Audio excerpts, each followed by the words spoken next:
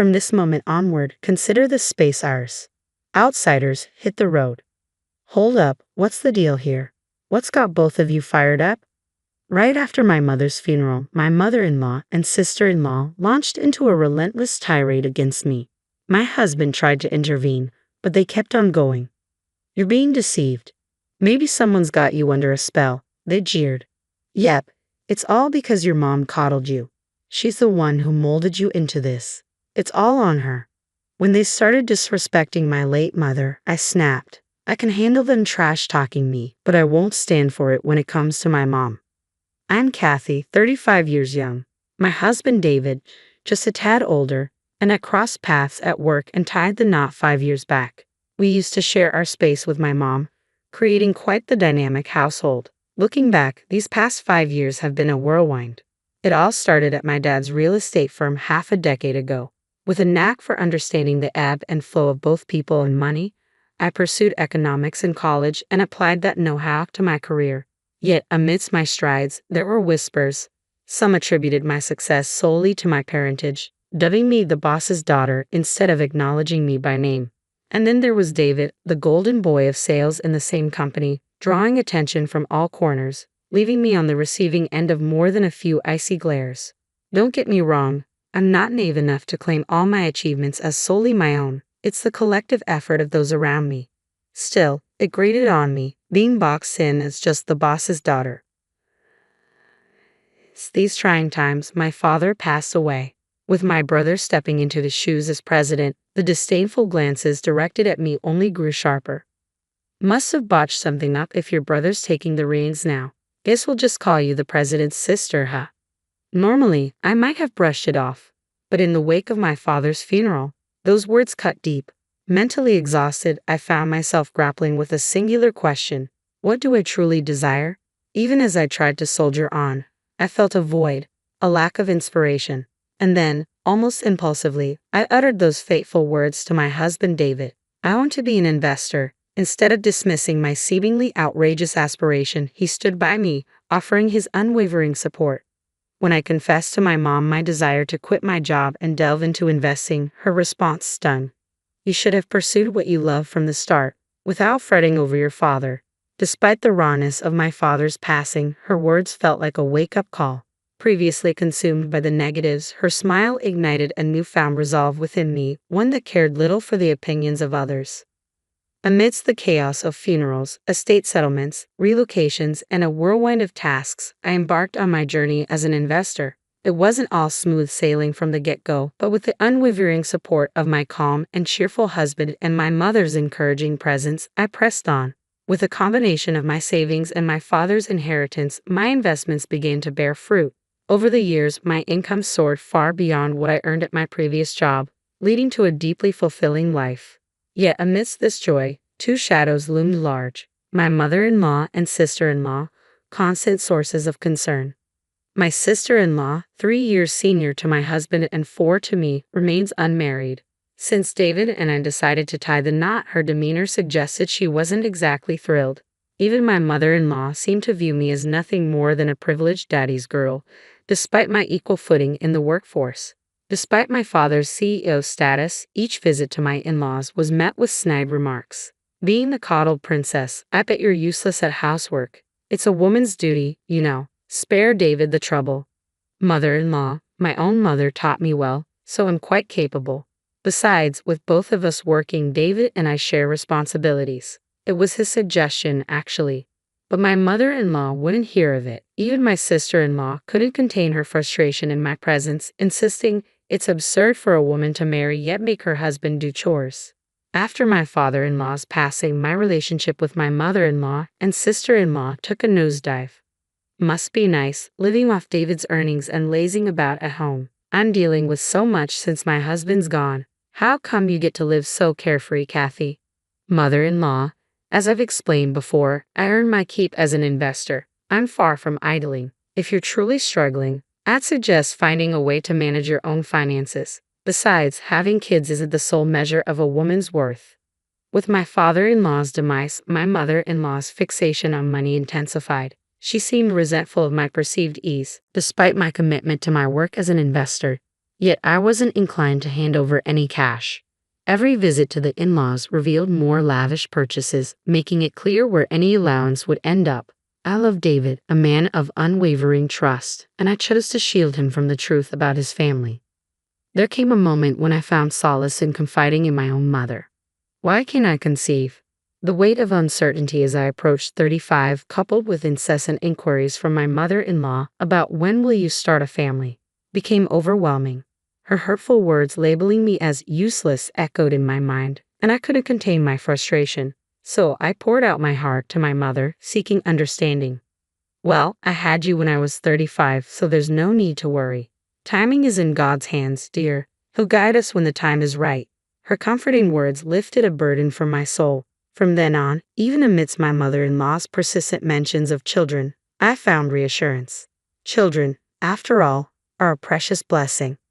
After enduring 5 tumultuous years, a sense of calm finally settled in. Then, unexpectedly, my world was rocked once more by the sudden passing of my mother. Struck by a subarachnoid hemorrhage, she, my guiding light, slipped away, leaving me engulfed in sorrow. David, my steadfast companion through years of shared life, seemed equally shaken.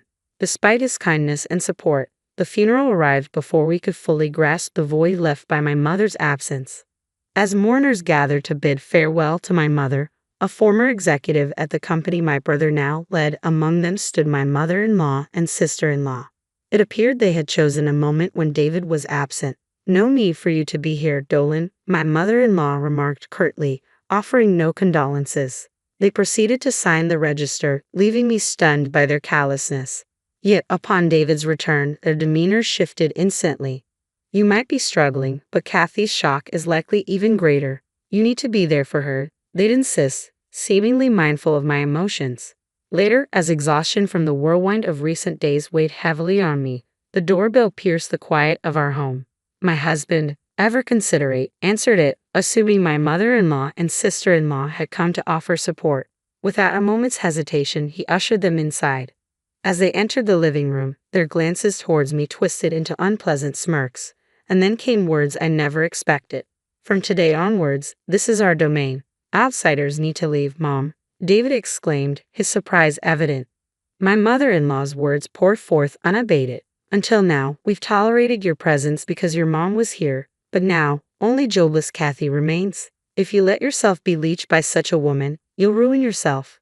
We'll move in with you, so you need to divorce Kathy." "Mom, what are you saying?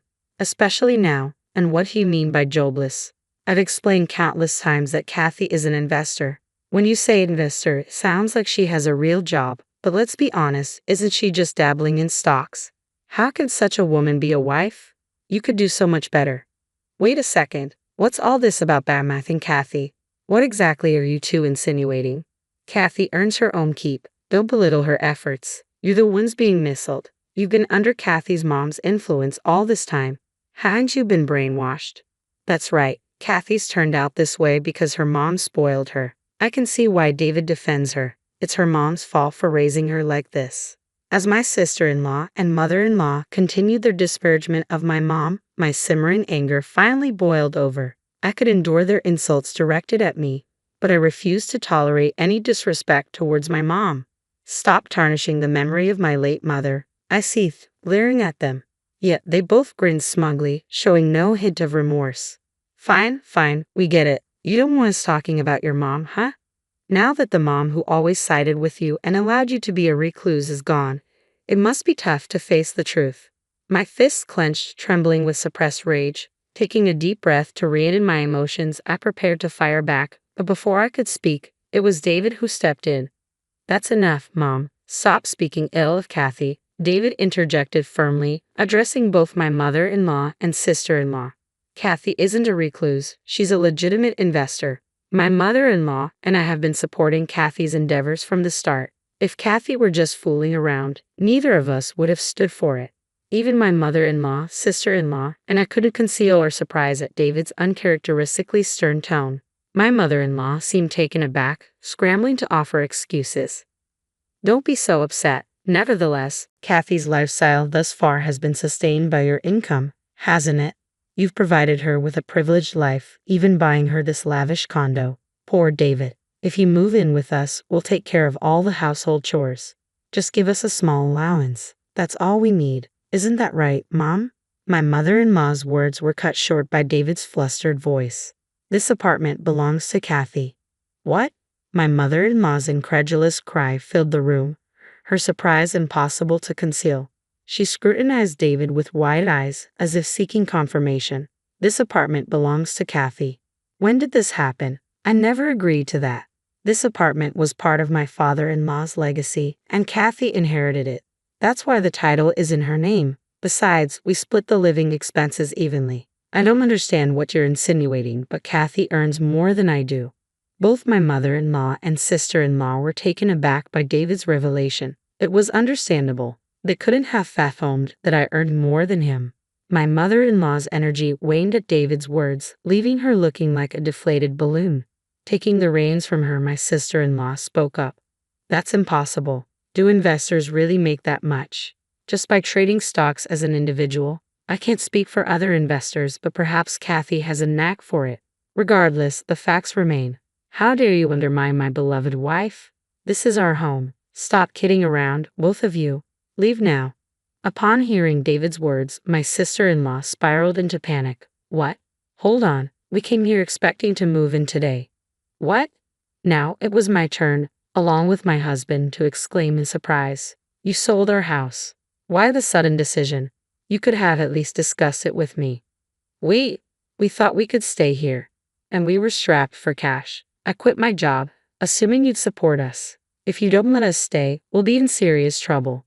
Mom, please say something. With pleading eyes fixed on David, my sister-in-law shook her mother, who seemed frozen in shock. But the magnitude of the situation left my mother-in-law in a daze. My sister-in-law, her confidence shattered, now clung to me for support. Hey, Kathy, I'm sorry. Please talk to David for me. We can't go on like this. You mentioned you sold your house, so you must have some money saved up, right? I spoke coolly to my clinging sister-in-law, prompting her to lash out at me. Don't act clever. Just because your investments turned out well, don't think you're above everyone else. Know your place. Enough is enough. David's voice boomed, drowning out even my sister-in-law's protests. He fixed a piercing stare on her as she fell silent. Forget about the house. I won't even demand my share. Just leave right now. With that, my husband practically escorted his mother and sister out, firmly locking the door behind them. For a while, we could hear the persistent ringing of the doorbell and pounding on the door, but eventually the noise faded into silence. After that ordeal, word from relatives had it that my mother-in-law and sister-in-law had secured a modest apartment to rent and were now living together. Their old family home, nestled in a remote area, didn't fetch much on the market, given its location and the value of the land. My sister-in-law struggled to land a decent job, and their funds quickly dwindled. Despite their repeated attempts to rely on David and me, we firmly shut the door each time. They resorted to selling off their designer possessions and now reportedly scrape by with part-time jobs, working tirelessly from dawn till dusk. Meanwhile, I've enjoyed the freedom that comes with being an investor, no longer subjected to hurtful remarks. And as my late mother had foretold, we're preparing to welcome a new member into our family next year. Once again, I'm grateful for her timely blessings. Not everything needs ambition, my mother said as my sister showed off her latest investor pitch. I just smiled. Less than 24 hours later, their $90 million deal hit a wall, one signature short. Mine. They never saw me coming. But when I entered the room, everything changed. I've learned that sometimes the best way to be seen is to first let people believe you're invisible. For 12 years, I played my part well, quiet, helpful, forgettable. Just the assistant, the one who fetched coffee, took notes, and smiled politely while others claimed the spotlight. But what no one knew, not my family, not my colleagues, not even my younger sister, was that I was never just the assistant. I was the one building the foundation beneath them all. My name is Riley Monroe, and this is the story of how I built an empire behind closed doors, and why I had to. It started the way a lot of painful stories do, with family. The Monroe family was known in Seattle for money, for fashion, and for being difficult. My mother, Cassandra Monroe, once ran one of the city's biggest fashion empires before retiring early, still sharp as a blade and twice as cold. To the world, she was elegant and composed. To me, she was impossible to please. My younger sister, Bianca, was her golden child, smart, flashy, always ahead of the curve. She launched a tech startup at 23, and by 27, she was on the cover of some business magazine, holding a phone like she'd invented the damn thing. And then there was me. I'd graduated from Stanford Business School with a plan I believed in deeply. A model for helping failing businesses restructure and thrive. I'd stayed up nights refining it, adjusting it, making sure it could stand up to the toughest boardrooms. When I came home that summer, excited to pitch it to the family, I thought maybe for once, they'd take me seriously. I remembered that dinner like a wound. I sat at the long marble table in my mother's Lakeview estate, explaining my idea while Cassandra sipped wine and Bianca scrolled through her phone. Restructure failing companies? Cassandra had said, barely hiding a smirk. Darling, you're not a Wall Street shark. You're too sensitive for that world. Bianca didn't even look up. Why not just come work for me? She offered. I need someone to manage admin stuff. It's perfect for you. Perfect. That night, I cried in my car for an hour, parked just beyond the gate of that mansion, listening to the wind whip off the lake. And then I made a decision. If my family couldn't see what I was capable of, I'd show them, but not right away. Not yet. I took my savings, everything I had, and found a tiny, dusty loft above a failing used bookstore in the Fremont district. It had squeaky floors, terrible plumbing, and one flickering light in the hallway. But it was mine. I registered the name Novacore Strategies and started building. At first, it was just me and a laptop. I worked 16 hours a day, surviving on takeout and cheap coffee. My first client was a struggling logistics company, barely hanging on. No one else would touch them. I studied their numbers, met their employees, and found what was broken. 3 months later, they were not only surviving, they were hiring again. Word spread. I hired slowly, carefully. I looked for people who were smart, discreet, and had something to prove. People like Ava, a brilliant analyst who had been turned down by 3 firms because she didn't fit the culture.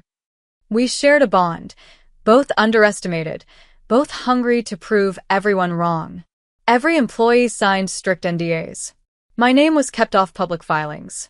To the outside world, I was just the office assistant, the quiet woman who scheduled meetings and ordered supplies. It was the perfect cover. My family never asked questions.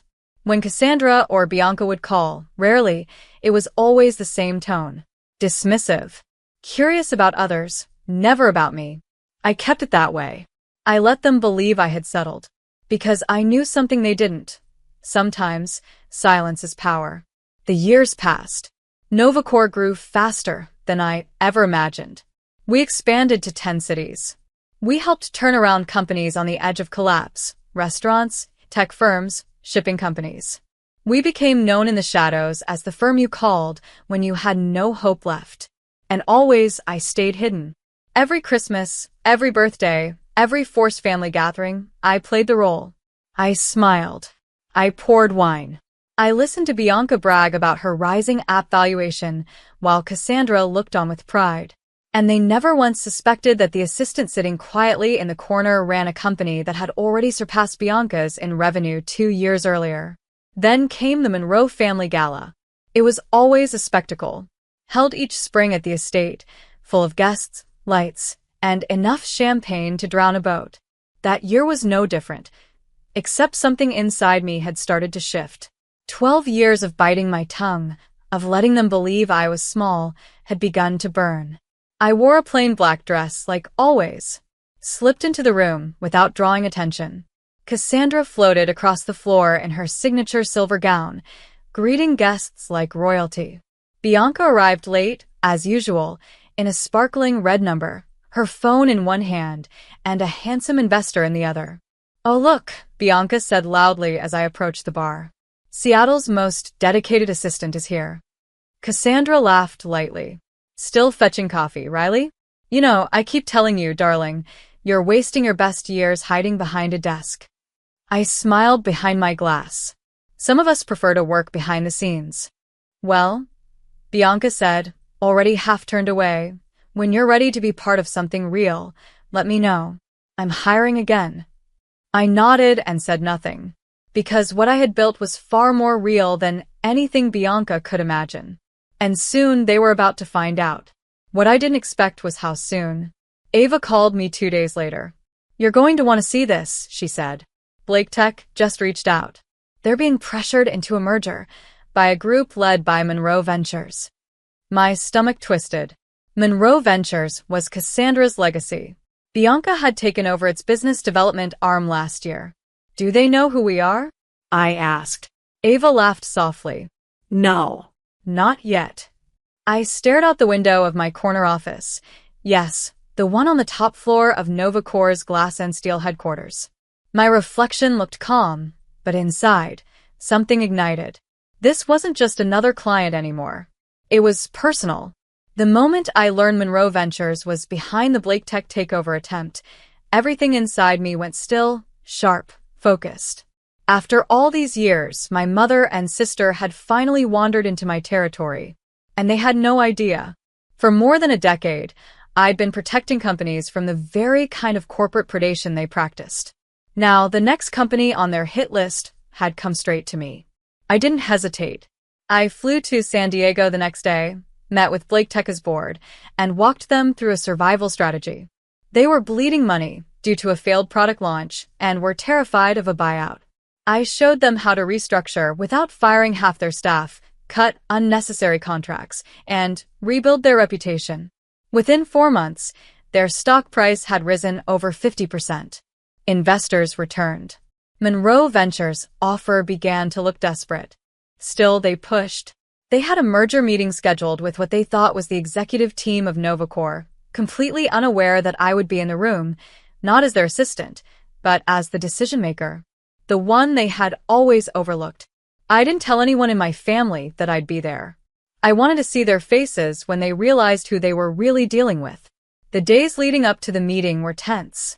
Ava worked overtime organizing data, contracts, and client portfolios. "Are you sure you want to reveal yourself now?" she asked one night as we sat in my office, well past midnight. The city lights of Seattle twinkled outside the glass walls. "I'm sure," I told her. "They've been walking around like queens of the market, thinking no one could ever touch them. It's time someone did." "Then you better wear something terrifying," she joked, handing me a file.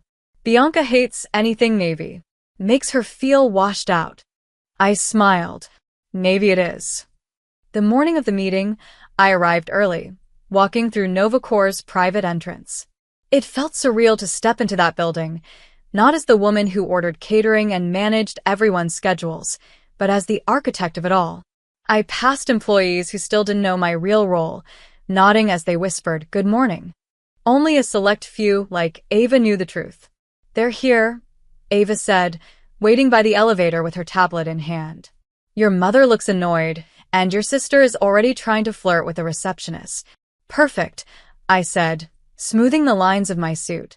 "Let's give them something to talk about." I waited until exactly 9 a.m. before stepping into the conference room. The moment I opened the doors, the room fell silent. My mother was seated at the far end of the long table, legs crossed, wearing that same cold smirk she'd worn my entire life. Bianca sat to her left, scrolling through her phone as always. There were 2 Monroe Ventures advisors there too, looking thoroughly unimpressed. Bianca glanced up first, frowning. "Riley? Did someone call in catering? I thought this was a CEO-level meeting." "I don't serve coffee anymore," I said calmly, walking to the head of the table. "And this is a CEO-level meeting. You're looking at her." The room went still. Cassandra slowly removed her sunglasses. "What game are you playing?" "No game," I said, placing my hand on the back of the chair at the head. "I'm Riley Monroe, founder and CEO of Novacore Strategies."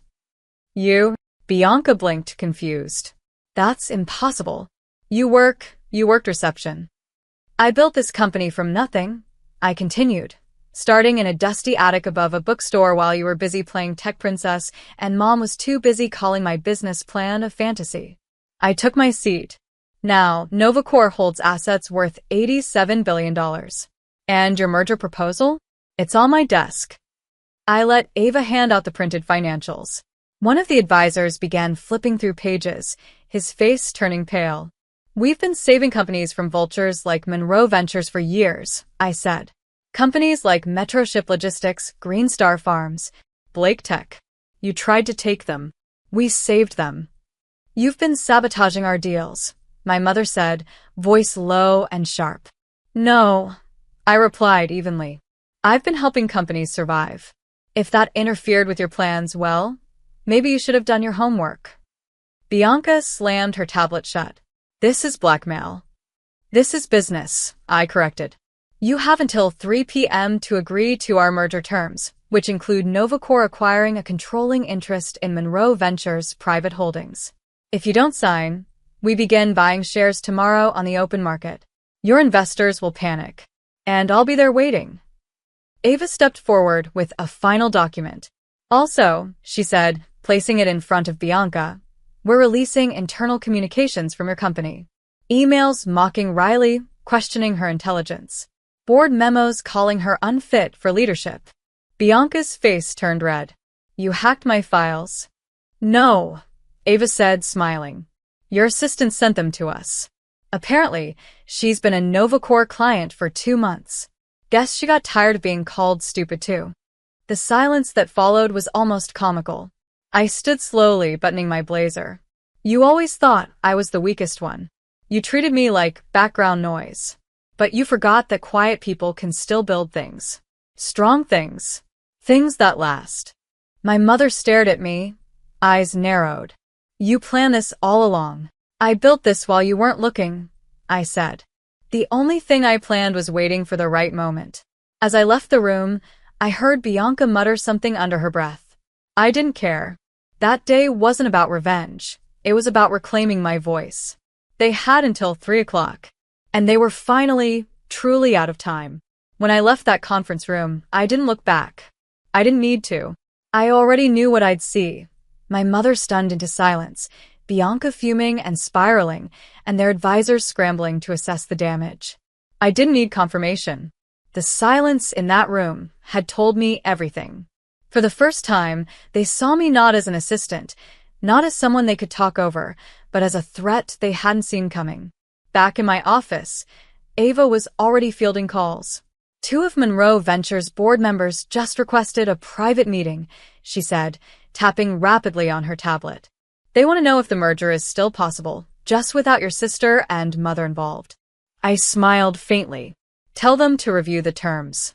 Nothing has changed. If they want Novacor, they take me as I am. I sat at my desk and exhaled. The feeling was unfamiliar.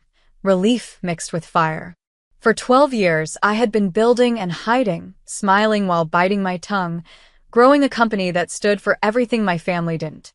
Novacor wasn't just a business. It was a statement. That you could lead with strategy, not ego. That you could uplift without tearing down. That you didn't have to be loud to be powerful. I glanced at the time. It was only 10:30 a.m. They still had 4.5 hours to make a choice. And I already knew how the rest of the day would go. By noon, the headlines had started. Secret CEO revealed. The woman behind Novacor Strategies.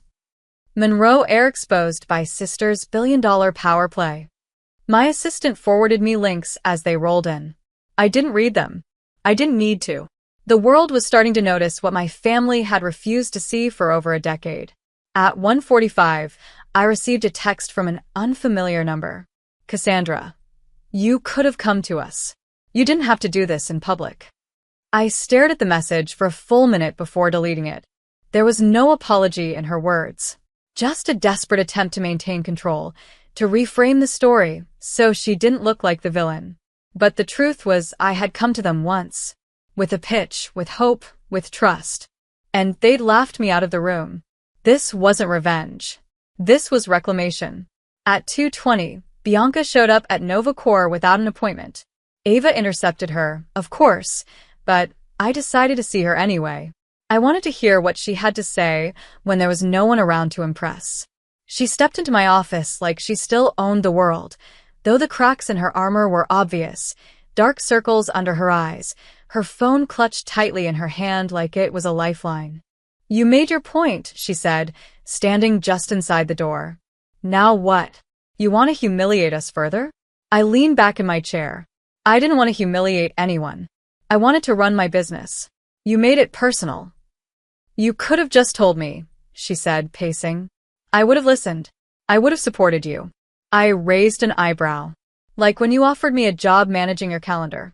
Or when you told Mom I was too timid to lead anything more than a lunch order." She didn't answer. "I didn't tell you because I needed to know for sure. I needed to prove to myself that I could do this without any of you. That I wasn't just the sister or the shadow." Bianca looked around the office. "So, this is what matters to you now? Power?" "No," I said simply. "Respect. And that starts by being honest about who we are and what we're capable of." She sighed, her shoulders sagging slightly. "You know they're going to vote in favor of the merger. They don't have a choice. Our numbers are collapsing. Investors are pulling out." "I know," I said. "That's why the terms are still on the table, until 3 o'clock. Bianca stared at me for a moment longer, then walked out without another word. I watched her leave, a strange sadness curling in my chest. We had grown up together. We had shared bunk beds and secrets, Sunday morning cartoons and late-night stories. But somewhere along the way, the space between us had widened into a canyon neither of us could cross. At 2:47, Ava walked in, her expression calm but excited. "It's done. The board accepted the merger." I nodded. "Prepare the press release. And let's get started on the transition plan." She paused. "You okay?" I thought about it. The anger, the fear, the years of pretending, all of it had led here. I felt lighter. Not giddy. Not triumphant. Just free. "I'm okay," I said. Then I reached for the intercom. "Send in Cassandra Monroe." She entered without knocking, her heels clicking against the floor like gunfire. Her posture was perfect, as always. Her expression unreadable. "I assume you're pleased with yourself," she said. "No," I replied. "I'm focused on what comes next." "You've embarrassed the family." "No," I corrected. "You embarrassed yourselves when you refused to see me. I just stopped waiting for your permission to succeed." For the first time, she looked genuinely unsure of what to say. I slid a folder across the desk. "This is your new position. Senior advisor. You can accept or walk away with the severance listed on page 3. She opened it slowly. "You planned everything." I met her gaze. I learned from the best. And I had. I learned how to smile while being underestimated, how to turn rejection into rocket fuel, how to stay quiet just long enough to take control. She left without saying goodbye. I didn't watch her go. I was too busy writing the next chapter. The days after the merger were a whirlwind. My calendar filled with press inquiries, business school invitations, and interview requests from media outlets I'd once only dreamed of.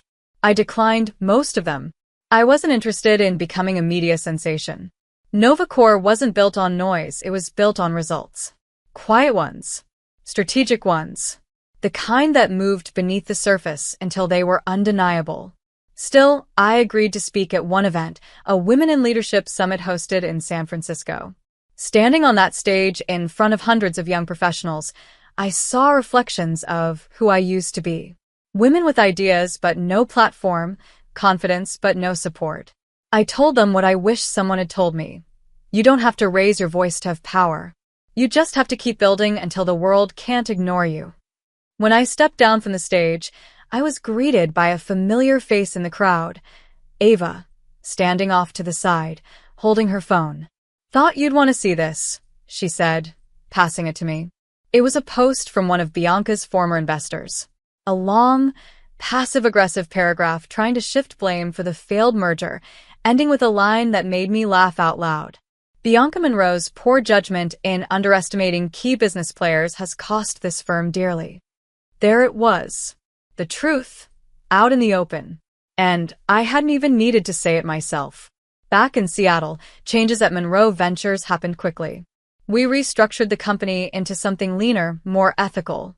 Gone were the aggressive acquisition tactics. We focused on partnerships, sustainability, and innovation. Some employees resisted, but most adapted. They were tired of working under fear. Now they worked with purpose. Cassandra officially retired 1 month after the merger. Her resignation letter was short, but the final paragraph surprised me. My daughter taught me that leadership isn't about control, it's about vision. I only wish I had seen her clearly sooner. It didn't erase everything, but it was something. A small bridge between what we had been and what we might still become. Bianca, on the other hand, took longer to accept the shift. She disappeared from the public eye for a while, and I later heard she was working on a new venture. Quietly this time, without fanfare. Maybe she finally understood the value of building before boasting. What surprised me most were the messages from women. Hundreds of them. Former assistants, junior analysts, interns, all saying the same thing. You gave us hope. I hadn't expected that. I built NovaCore for myself, yes, but knowing it had become a symbol for others made it feel even more real. The following spring, I did something no one expected, not even Ava. I hosted the Monroe family gathering. But this time, it was held in NovaCore's executive conference room. The same one where, for years, I had quietly set out coffee, taken notes, and played invisible. Now, I stood at the head of the room as guests arrived. My cousins blinked in surprise. Some smiled, others avoided eye contact. Cassandra arrived late, of course, perfectly composed, but I caught a flicker of pride in her eyes. When Bianca walked in, she looked around and gave me a small nod. Not an apology, not a surrender, but an acknowledgement. I nodded back. Dinner was served by NovaCore's hospitality team, coffee from our own blend, produced by a company we'd acquired quietly last fall. The same one that used to supply Cassandra's favorite cafe. Full circle. That night, as the laughter of polite conversation filled the air, I stepped onto the rooftop terrace overlooking the city. Ava joined me, handing me a glass of sparkling water. Think they'll ever truly understand what you did? She asked. Maybe, I said. But it doesn't matter anymore. I didn't build this to prove something to them. I built it because I knew I could. And because women like us needed a space where we could lead without asking permission. She smiled. Still want me to call you boss? I laughed. Only when I'm being difficult. I looked out at the skyline. Tall buildings, sharp edges, glowing windows. A city that had once seemed too big for someone like me. Now it was mine. Not because I shouted the loudest or pushed the hardest, but because I waited. I built. I believed. This was never about revenge. It was about truth. About rewriting the story they wrote for me and crafting my own ending. And the best part? I was just getting started. The breeze carried the scent of fresh-cut grass and charcoal as I arranged the last of the appetizer plates on our patio table. Perfect afternoon. Perfect weather. Perfect life. I smoothed my sundress and smiled at the ultrasound photo tucked safely in my purse. 8 weeks along. Still our little secret. Rhea, the ice is melting faster than I can fill the coolers. My husband Luke appeared at the sliding door, that boyish grin still making my heart skip after 6 years of marriage. Coming, I called back, stealing one more moment to myself. This backyard, our backyard, with its maple trees and the hammock Luke hung last summer, had become my sanctuary. Today it would become something more, the place where we told our closest friends we were finally pregnant. After 3 years of trying, 2 miscarriages, and 1 round of IVF that drained our savings, this baby was our miracle. I pressed my hand against my still flat stomach, allowing myself to feel the fragile hope I'd been too scared to fully embrace. The doorbell chimed. Luke's footsteps crossed the living room, followed by excited voices. Malik's booming laugh, Michelle's melodic greeting. Our chosen family arriving for what they thought was just a summer barbecue. I gathered myself and headed inside, immediately swept into Malik's bear hug. There she is, the hostess with the mostest, he said, passing me a bottle of my favourite rosé. Non-alcoholic, he added with a wink. Michelle said you weren't drinking last time we had dinner. I shot Michelle a look of mock betrayal. Detective skills on point as always. Michelle shrugged, her curls bouncing. I notice things. Sue me. My phone buzzed. A text from my sister. Running late. Traffic nightmare. Save me food. I typed back, hurry, Savannah. Big news today. The doorbell rang again. Luke answered while I arranged Michelle's homemade cookies on a platter. Surprise! A familiar voice sang out. I froze, cookie midair. Carla. My best friend since college stood in my entryway, radiant in a floral maxi dress, her husband Jason awkwardly trailing behind. She wasn't supposed to be here. She was supposed to be in Chicago until next month. Carla, I managed, setting down the cookie before I crushed it. What are you? I couldn't miss summer barbecue season. She rushed toward me, enveloping me in a cloud of her signature perfume. We wrapped the project early and I thought, why not surprise everyone? I hugged her back automatically, my mind racing. The announcement. Our moment. Now complicated by Carla's unexpected presence. Luke caught my eye over Carla's shoulder, his expression unreadable. We'd planned this day so carefully. Intimate, just our closest local friends. Not Carla. Not yet. We'd planned to drive to Chicago next month to tell her in person. You should have told us, I said, pulling back. We would have picked you up from the airport. And ruined the surprise? She laughed, that infectious sound that always made everyone join in. Besides, Jason handled it. Right, babe? Jason nodded, looking as uncomfortable as I felt. Something flickered in his eyes, something that made my stomach tighten. The afternoon progressed with the easy rhythm of longtime friends. Drinks poured, burgers grilled, conversations overlapped. I watched Luke and Carla fall into their familiar banter, a friendship forged through me but solidified through years of group vacations and holiday gatherings. When Savannah finally arrived, she pulled me into the kitchen under the pretense of helping with dessert. You okay? She whispered. You look like you've seen a ghost. Carla showed up, unannounced. So? She's your best friend? We were going to announce the pregnancy today. Now it feels like she's stealing your thunder without even knowing it. Savannah squeezed my hand. She just has spectacularly bad timing. Always has. I nodded, trying to shake off my irrational unease. You're right. Let's get the cake. Back outside, Luke caught my eye and raised his eyebrows in question. I nodded slightly. It was time. He clinked his glass and conversations quieted. My heart pounded as he slipped his arm around my waist. Thanks for coming, everyone. Rhea and I have some news we've been dying to share. I took a breath, ready for my line, when Carla suddenly stood up. Actually, she interrupted, Jason and I have an announcement too. The air seemed to still. Luke's arm tensed around me. We're pregnant, Carla beamed, pulling something from her purse. 8 weeks along. She held up an ultrasound image that looked eerily familiar. The same angle, the same date stamp, the same tiny blob that I'd been staring at for weeks. My ultrasound. The world tilted sideways. Voices congratulated her from what seemed like miles away. Luke's arm dropped from my waist. Isn't it amazing? Carla gushed, passing the image around. Rhea, you're going to be an auntie. I couldn't speak, couldn't breathe. Couldn't tear my eyes from the ultrasound, my ultrasound, now in Malik's hands as he squinted at it. That's wonderful, Luke said, his voice strained. We're so happy for you both. Later, after everyone had gone home except Carla and Jason, who'd invited themselves to stay in our guest room, I found myself alone in the kitchen. A gift bag sat on the counter. For the mom-to-be, the tag read in Carla's looping handwriting. Inside was a onesie, a bottle of prenatal vitamins, and a card.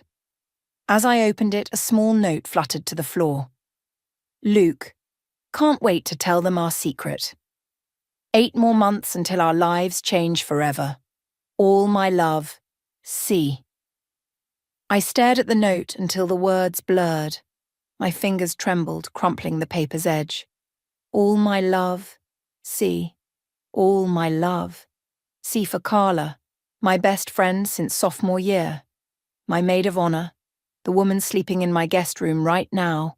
The kitchen felt too small suddenly, the walls pressing in. I slid to the floor, my back against the cool refrigerator door, and tried to breathe through the tightness in my chest. It had to be a mistake. A horrible coincidence. Maybe she'd bought a generic card and forgotten to remove some pre-printed note. Maybe... Ria! I jumped at Luke's voice, shoving the note into my pocket. He stood in the doorway, his face haggard in the dim light. Everyone's gone, he said, not quite meeting my eyes. Carla and Jason are settled in the guest room. My ultrasound, I whispered. She had my ultrasound. Luke ran his hand through his hair, a nervous habit I used to find endearing. It just looked similar. All ultrasounds do at that stage. No. I stood up, steadier than I felt. It was mine.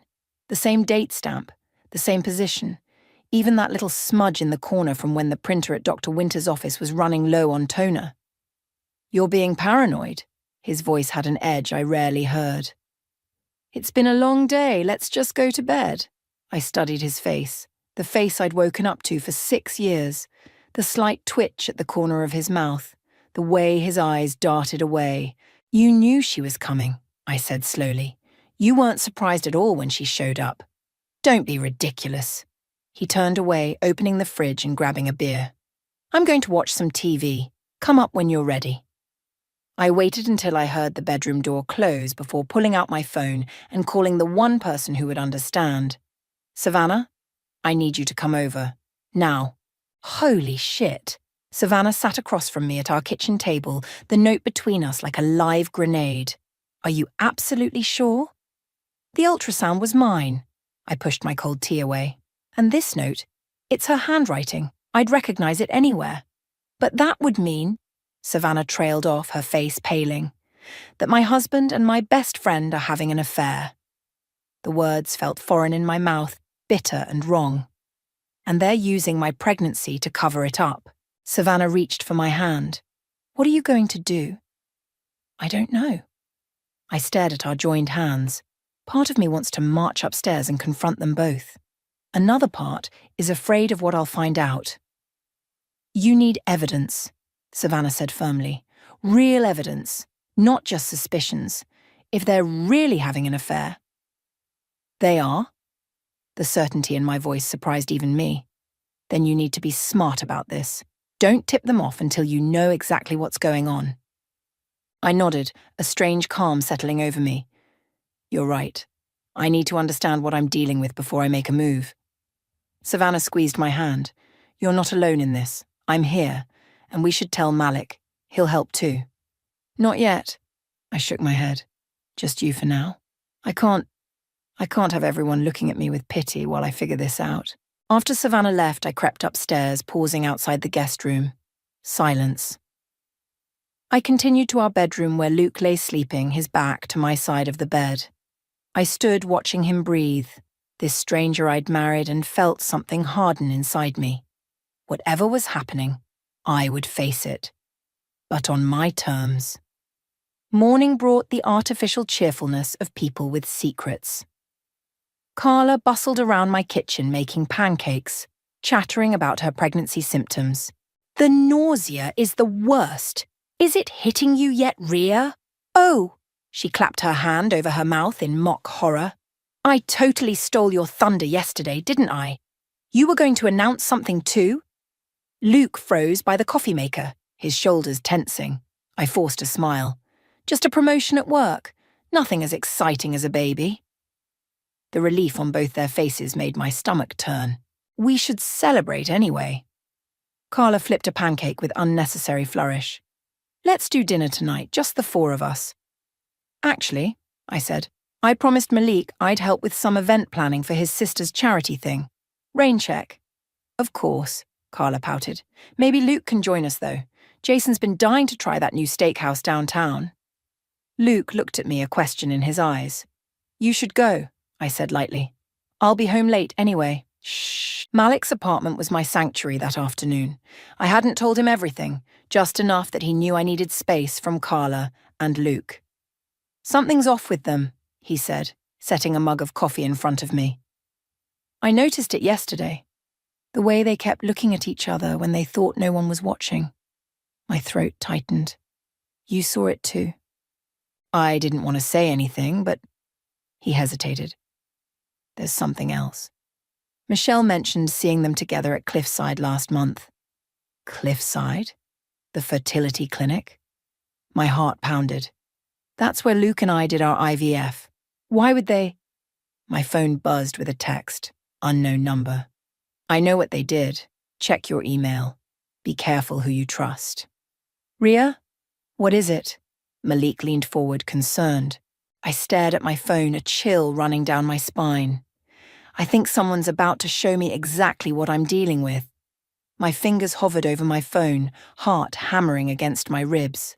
Malik's apartment suddenly felt too warm, too small. I need to check my email, I whispered, more to myself than to him. Malik nodded, sliding his laptop across the coffee table. Use this. The message loaded instantly. No subject line, no greeting, just a short paragraph and an attachment. I work at Cliffside Fertility. What I witnessed between your husband and Carla Lawson violates every ethical standard. The attached security footage is from 6 weeks ago. I'm sorry. You don't have to watch this now, Malik said gently, or at all. I do. My voice sounded distant, like it belonged to someone else. I need to know. The video was grainy but clear enough. A hallway at Cliffside, date stamp in the corner. Luke and Carla emerged from a door marked Consultation Room 3. Nothing incriminating yet, just two people walking down a hallway. Then Luke pulled Carla into an alcove, out of view of the main corridor, their bodies pressed together. His hand cupped her face in a gesture so achingly familiar, it made me nauseous.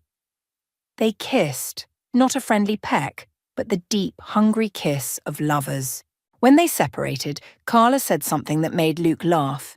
He reached into his pocket and handed her something small. She looked at it, nodded, and tucked it into her purse. Then they walked out of frame, his hand resting possessively on the small of her back. I closed the laptop, my hands surprisingly steady. Ria? Malik's voice was careful, concerned.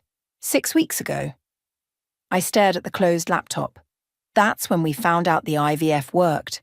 That's when I got my first ultrasound. Malik sat beside me, his presence solid and reassuring.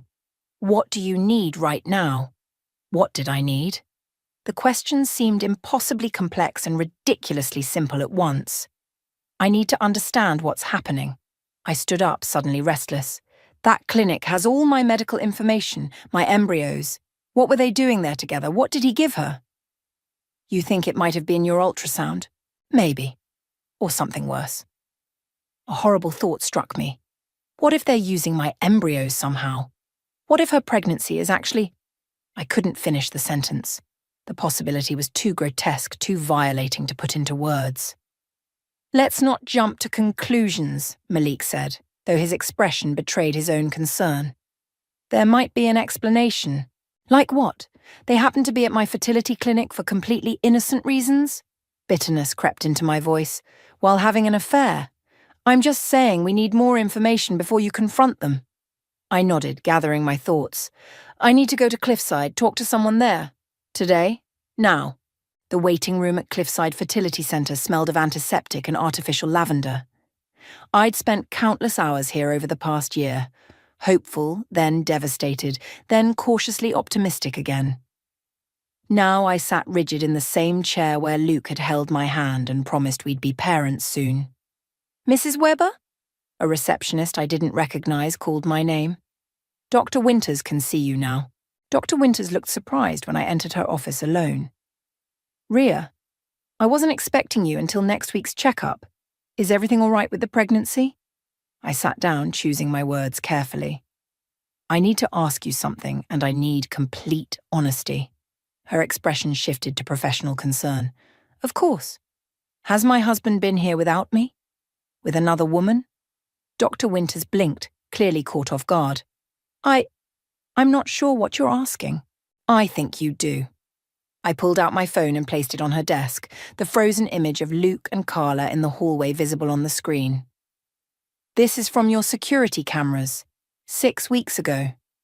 She stared at the image, then at me, her professional demeanour cracking slightly. Ria, patient confidentiality prevents me from... Don't. My voice shook with barely controlled anger. My husband and my best friend were here together behind my back. I need to know why. Dr. Winters removed her glasses, rubbing the bridge of her nose. I can only discuss your medical information with you. Is she using my embryos? The question burst out raw and desperate. Is that even possible? Absolutely not. Her response was immediate, firm. That would be illegal and completely unethical. We have strict protocols. Then why were they here? She hesitated, choosing her words carefully. I can tell you that no one has accessed your embryos except for the procedure that resulted in your current pregnancy. Relief washed over me, followed quickly by renewed confusion. Then what?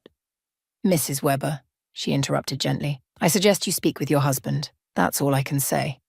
I left Cliffside with more questions than answers, my mind racing.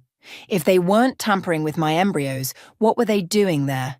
And what had Luke given Carla in that video? Outside, I leaned against a concrete pillar, trying to steady my breathing. My phone buzzed with a text from Luke. Where are you? Carla and Jason want to take us to dinner. Another text followed immediately. Also, have you seen my blue thumb drive? Can't find it anywhere. A thumb drive, small enough to fit in a pocket, easy to hand to someone in a hallway. My phone buzzed again, this time from the unknown number. Check the financial records. Joint accounts. Look for transfers to Cliffside 6 months ago that don't match your treatment schedule. I stared at the message, a cold clarity settling over me. Whatever was happening went deeper than an affair. Much deeper. I texted Luke back. Not feeling well. Staying at Savannah's tonight. Check the desk drawer for your drive. Then I called the one person who could help me access our financial records without tipping off Luke. Michelle, it's Rhea. I need your help with something. Something no one else can know about. Michelle's kitchen smelled of fresh coffee and cinnamon, a stark contrast to the ugliness we were about to uncover. As Malik's sister and an accountant, she had the skills I needed right now. I brought everything I could find, I said, placing a folder on her counter. Bank statements, investment accounts, tax returns from the last 2 years. Michelle nodded. All business. What exactly are we looking for? Payments to Cliffside Fertility that I don't know about, specifically around 6 months ago. She didn't ask why, and I was grateful.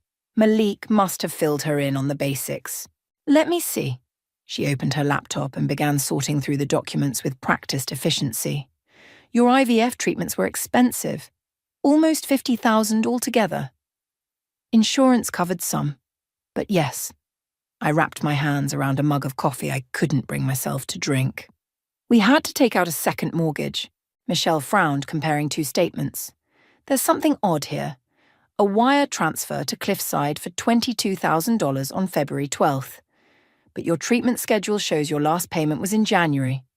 My stomach clenched. That's not mine. It came from your joint savings account. She turned the laptop so I could see. Luke authorized it. What could cost that much? We already paid for the embryo creation and storage. Michelle hesitated. There are other services fertility clinics offer. Egg donation, surrogacy arrangements. The implication hung in the air between us. Keep looking, I said, my voice tight. What else? She continued scrolling through statements. There's a pattern of cash withdrawals from your joint checking account. $2,000 every month for the past year, always on the 15th. I never noticed. Shame coloured my admission. Luke handles most of our finances. Don't blame yourself. Michelle's voice was gentle but firm. Financial infidelity is part of how people hide affairs. The word affair landed like a physical blow. Until now, I'd been operating in a strange limbo, knowing but not fully accepting the betrayal. There's more, Michelle said, frowning at the screen. A safety deposit box rental at First National downtown. Opened 8 months ago. Both your names are on it, but the notification address is a P.O. box I don't recognize. I stared at her, the pieces clicking into horrible place. He's been planning this, whatever this is, for months. Michelle reached across the table and squeezed my hand. What do you want to do now? I need to see what's in that safety deposit box.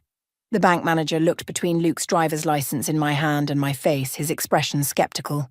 "This isn't your ID, ma'am. It's my husband's." I forced a laugh I didn't feel. "He's out of town and asked me to grab some documents we need for a home refinance. I'm on the account too, you can check." He tapped at his computer.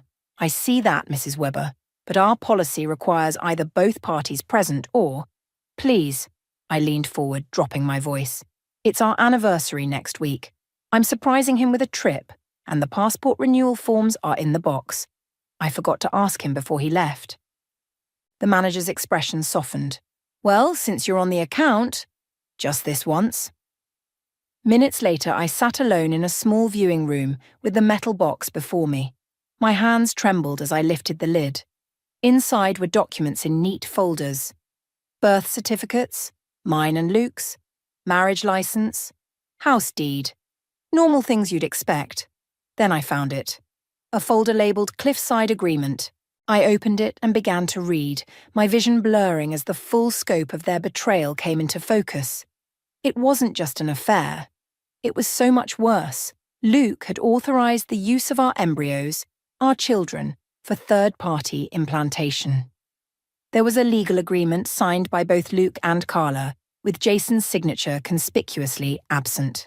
The document outlined financial arrangements, custody provisions, and confidentiality clauses. They had stolen my embryos. My baby. No, I realised with sickening clarity. Not stolen. The agreement specified embryo number 3, one of the 5 we had created. Carla was pregnant with my biological child, with Luke's consent. A child that would be raised as hers and Jason's, with Luke secretly involved. The room spun around me. I shoved the documents back into the box, keeping only the agreement, which I photographed with shaking hands before returning it. "Breathe, Rhea." Malik's voice seemed to come from far away. "Just breathe." We sat in his car outside the bank, the air conditioning blasting against my clammy skin. "They took my embryo," I whispered. "My baby. They're going to raise my child and pretend it's theirs." "Does Jason know?" Malik asked. "I don't think so. His signature isn't on anything." I pressed my hands against my eyes. What kind of person does this to their best friend? To their own husband? Malik's phone chimed with a text. He glanced at it, then at me, his expression unreadable. "What?" I asked. "It's Michelle." She found something else. He hesitated. The ultrasound image Carla showed everyone. Michelle zoomed in on the date stamp. "It matches yours exactly. Not just the date, but the time. Down to the minute." "That's impossible unless it's literally your ultrasound image." Malik's voice was gentle. "Rhea, I don't think Carla is actually pregnant." I stared at him, the implications crashing over me in waves. "Then what is this? What are they doing?" My phone lit up with a notification, an email from the unknown sender. "Found something you need to see. Cliffside parking garage, 20 minutes. I showed Malik the message. "It could be a trap," he warned. "Or it could be answers." I straightened in my seat, a cold determination replacing my shock. And right now, I need those more than I need safety. The cliffside parking garage was nearly empty at this hour, fluorescent lights casting harsh shadows across concrete pillars. Malik insisted on coming with me, waiting in his car at the entrance while I ventured deeper alone. Level 3, Section D, as instructed in the follow-up text.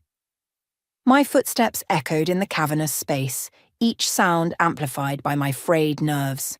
I clutched my phone, thumb hovering over the emergency call button. "Hello?" I called out, my voice bouncing off concrete walls. A figure stepped out from behind a pillar. A woman in scrubs, maybe mid-40s, her face tight with anxiety. "Mrs. Weber?" She glanced around nervously. "I'm Ruby. I'm a nurse at Cliffside." "You're the one who's been texting me?" She nodded, pulling a manila envelope from her bag. "I could lose my job for this. Worse, actually. But what they're doing, I couldn't stay silent." I took the envelope, my fingers trembling slightly. "What is this?" "Evidence." Ruby's voice dropped to a whisper. "Your husband and that woman, they've been coming to the clinic for months. At first, I thought they were just having an affair, using the clinic as cover. But it's more complicated. I opened the envelope and pulled out several documents, patient intake forms, lab results, and a photograph of Luke and Carla sitting in what looked like a consultation room. Carla isn't pregnant, Ruby confirmed. She never was. The ultrasound she showed, it was yours. Dr. Mercer gave it to her. Dr. Mercer? I frowned. I've never seen him. My doctor is Dr. Winters. He handles special cases. Ruby's expression darkened. Look at the lab results. I scanned the papers, medical terminology swimming before my eyes. I don't understand. Carla can't have children. These tests confirm it. Complete ovarian failure. But she and your husband have been planning something.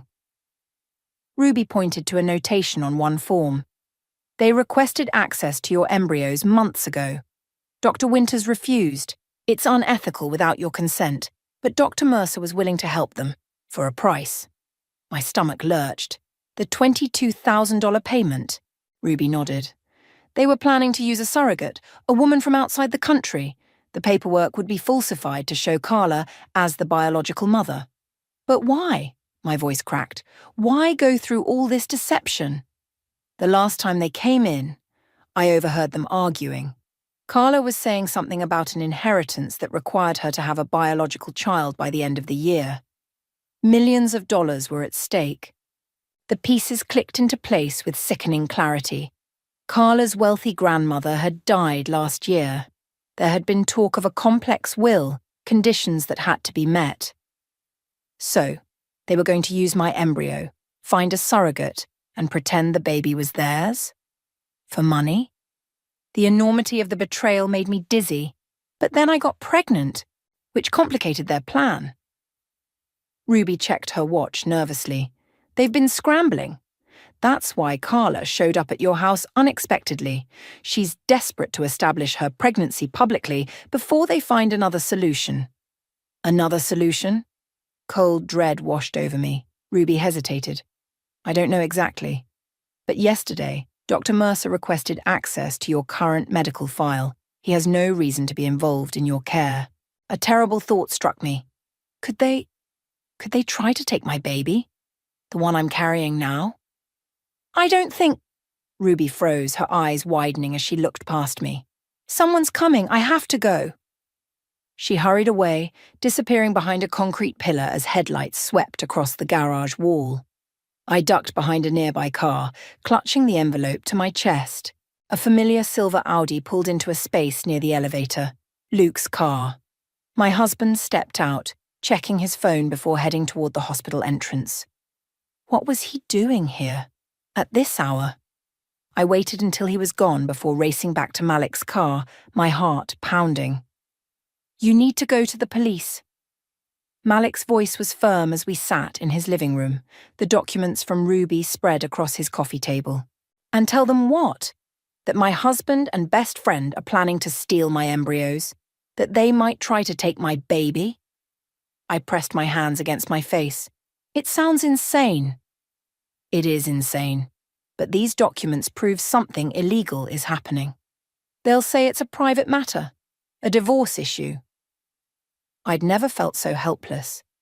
And going public means everyone knowing, my family, our friends, my colleagues. My baby would be born into this nightmare.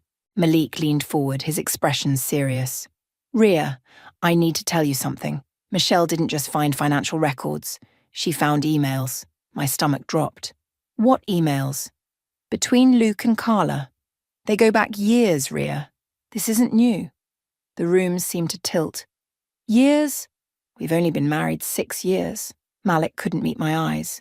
The emails started before your wedding. The betrayal cut deeper than I thought possible. Not just my husband. Not just my best friend. But a deception that predated my marriage, my pregnancy, everything I thought was real. Show me, I whispered. He handed me his tablet. The emails were there, hundreds of them. Love notes, plans, discussions about me, about how to keep me in the dark. In one dated just after our wedding, Luke wrote, "She has no idea, and she never will. We just need to be patient." Another from last year. Once the inheritance comes through, we'll have everything we need. R is just a means to an end. A means to an end. That's all I was to them. A stepping stone to the life they really wanted. My phone buzzed with a text from Luke. "Where are you? Carla's worried. Come home." I looked up at Malik, a cold clarity washing over me. I'm done being their victim. It's time they learned what it feels like to be betrayed. I ripped another photo in half, watching Carla's smiling face tear down the middle. The pile of destroyed memories on my sister's coffee table grew larger, a decade of friendship reduced to confetti. "Feel better?" Savannah asked, handing me a mug of herbal tea. "No." I dropped the torn photo and reached for another, but it beat screaming into a pillow. 3 days had passed since the parking garage meeting. 3 days of ignoring Luke's increasingly frantic texts. 3 days of planning. "Have you thought about what you'll say to them?" Savannah perched on the arm of the sofa. Every word. I set down the photos and pulled out my phone, scrolling to the document where I'd outlined my confrontation. "I've rehearsed it 100 times. "And you're sure about doing this publicly? At the party?" I nodded. Michelle and Malik's annual summer gathering was tomorrow night, an event Luke and Carla wouldn't miss. The perfect stage for what I had planned. They wanted an audience for their lies. They'll have one for the truth. Savannah studied me, concern etched across her face. "I'm worried about you, Rhea. This revenge plan. It's not like you." The old me died when I read those emails. I met her gaze steadily. The woman who trusted blindly, who made excuses for people who didn't deserve them, she's gone. "I just don't want you to do something you'll regret." "Regret?" I laughed, a hollow sound that surprised even me. "I regret every second I spent loving people who saw me as nothing but a means to an end." My phone buzzed with a text from Ruby. "Dr. Mercer accessed your medical records again. Be careful." A chill ran through me. "They're getting desperate." Savannah read the message over my shoulder. "Maybe we should postpone the confrontation. If they're planning something." "No." I stood up, suddenly restless. "I need this to end. I need everyone to know what they did. At least talk to someone first. A professional." I started to argue, then stopped. Maybe she was right. The rage burning inside me was clouding my judgment, pushing me toward a public spectacle that might feel satisfying in the moment but could have consequences I wasn't considering. Fine. 1 session. Dr. Ruby Wolf's office was nothing like I expected. Warm colours, comfortable furniture, no clinical sterility. The woman herself matched the space, gentle eyes behind stylish glasses, an air of calm attentiveness. "So you're the mysterious Ruby," I said as I sat down. "The nurse from the parking garage." She smiled slightly. "I'm a psychologist, not a nurse. I consult at Cliffside occasionally, which is how I became aware of your situation. I hope you'll forgive the deception. I needed to establish trust before revealing my full identity." I tensed. "How do I know you're not working with them?" "A fair question." She handed me a business card and gestured to her credentials on the wall. "You're welcome to verify my identity. But I assure you, my only interest is helping you navigate this trauma safely." I studied her, searching for signs of deception and finding none. "Why did you get involved? Why risk your career? Because what they're doing is wrong." Her voice carried quiet conviction. "And because I've seen the aftermath of betrayal like this before. Without proper support, it can destroy more than just the relationships involved." For the next hour, I poured out everything. The affair, the embryo theft scheme, the inheritance, my plans for public exposure. Ruby listened without judgment, asking occasional questions that cut to the heart of my emotions. When I finished, she was quiet for a moment. "Your anger is justified," she finally said. "The betrayal you've experienced is profound. But I'm concerned about your focus on public humiliation as the solution."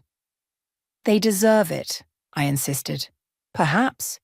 But is that what you need? Will exposing them this way bring you peace, or just momentary satisfaction followed by more pain?" Her words hit a nerve I hadn't acknowledged. "What's the alternative?" Let them get away with it. There are ways to hold people accountable without sacrificing your own dignity in the process. Ruby leaned forward, and ways to protect yourself and your child that don't involve public spectacle. Like what?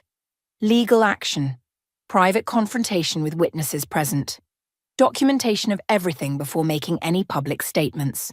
She held my gaze.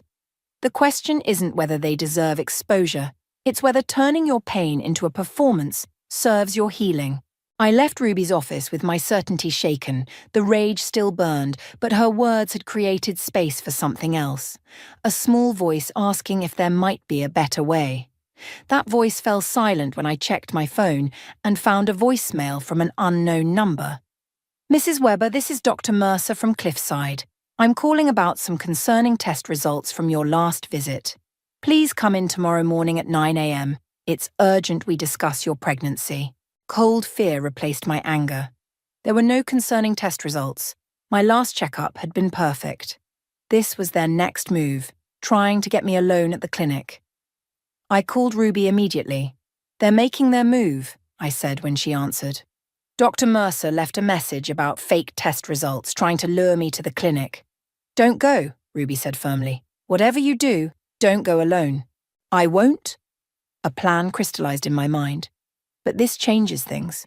They're escalating, which means I need to as well. Ria, the party is tonight. Everything is ready. My resolve hardened. I'm done waiting for them to take more from me. It ends tonight. I hung up and texted Malik. It's happening. Be ready with the projector. Michelle and Malik's backyard glowed with string lights, the summer evening perfect for their annual gathering. I stood at the edge of the patio, watching guests mingle while my heart hammered against my ribs. The weight of the USB drive in my pocket felt like a grenade with the pin halfway pulled. They just arrived, Savannah murmured, appearing at my side with a glass of sparkling water. Luke's looking for you. I took a slow sip, ice clinking against glass. Let him look. Across the yard, Luke moved through the crowd, his practiced smile not quite reaching his eyes. Carla trailed behind him, one hand resting on her still flat stomach, in the theatrical way she'd adopted since announcing her fake pregnancy. Are you absolutely sure about this? Savannah squeezed my arm. It's not too late to handle it privately. For a moment, doubt crept in. Ruby's warnings echoed in my mind. Was I making a mistake? Would this public exposure heal anything, or just create more pain? Then I saw Luke spot me. Saw the relief wash over his face as he nudged Carla and pointed in my direction. Saw them exchange a look of such calculated concern that it made my skin crawl. I'm sure, I said, straightening my shoulders. Some things deserve to be dragged into the light. Luke reached me first, pulling me into an embrace that once would have felt like coming home. Now his touch made my skin crawl. Where have you been? He whispered, his voice a perfect blend of worry and relief. I've been texting you for days. I stepped back, maintaining a smile for anyone watching. I needed some space to think. You could have told me that. His eyes darted to my stomach. I was worried about the baby. Were you? I kept my voice light. That's touching. Carla joined us, her face a mask of friendly concern. Ria, we've been so worried. Are you feeling better? The audacity of her performance, standing there pretending to care while plotting to steal my child, made something snap inside me. All doubts vanished.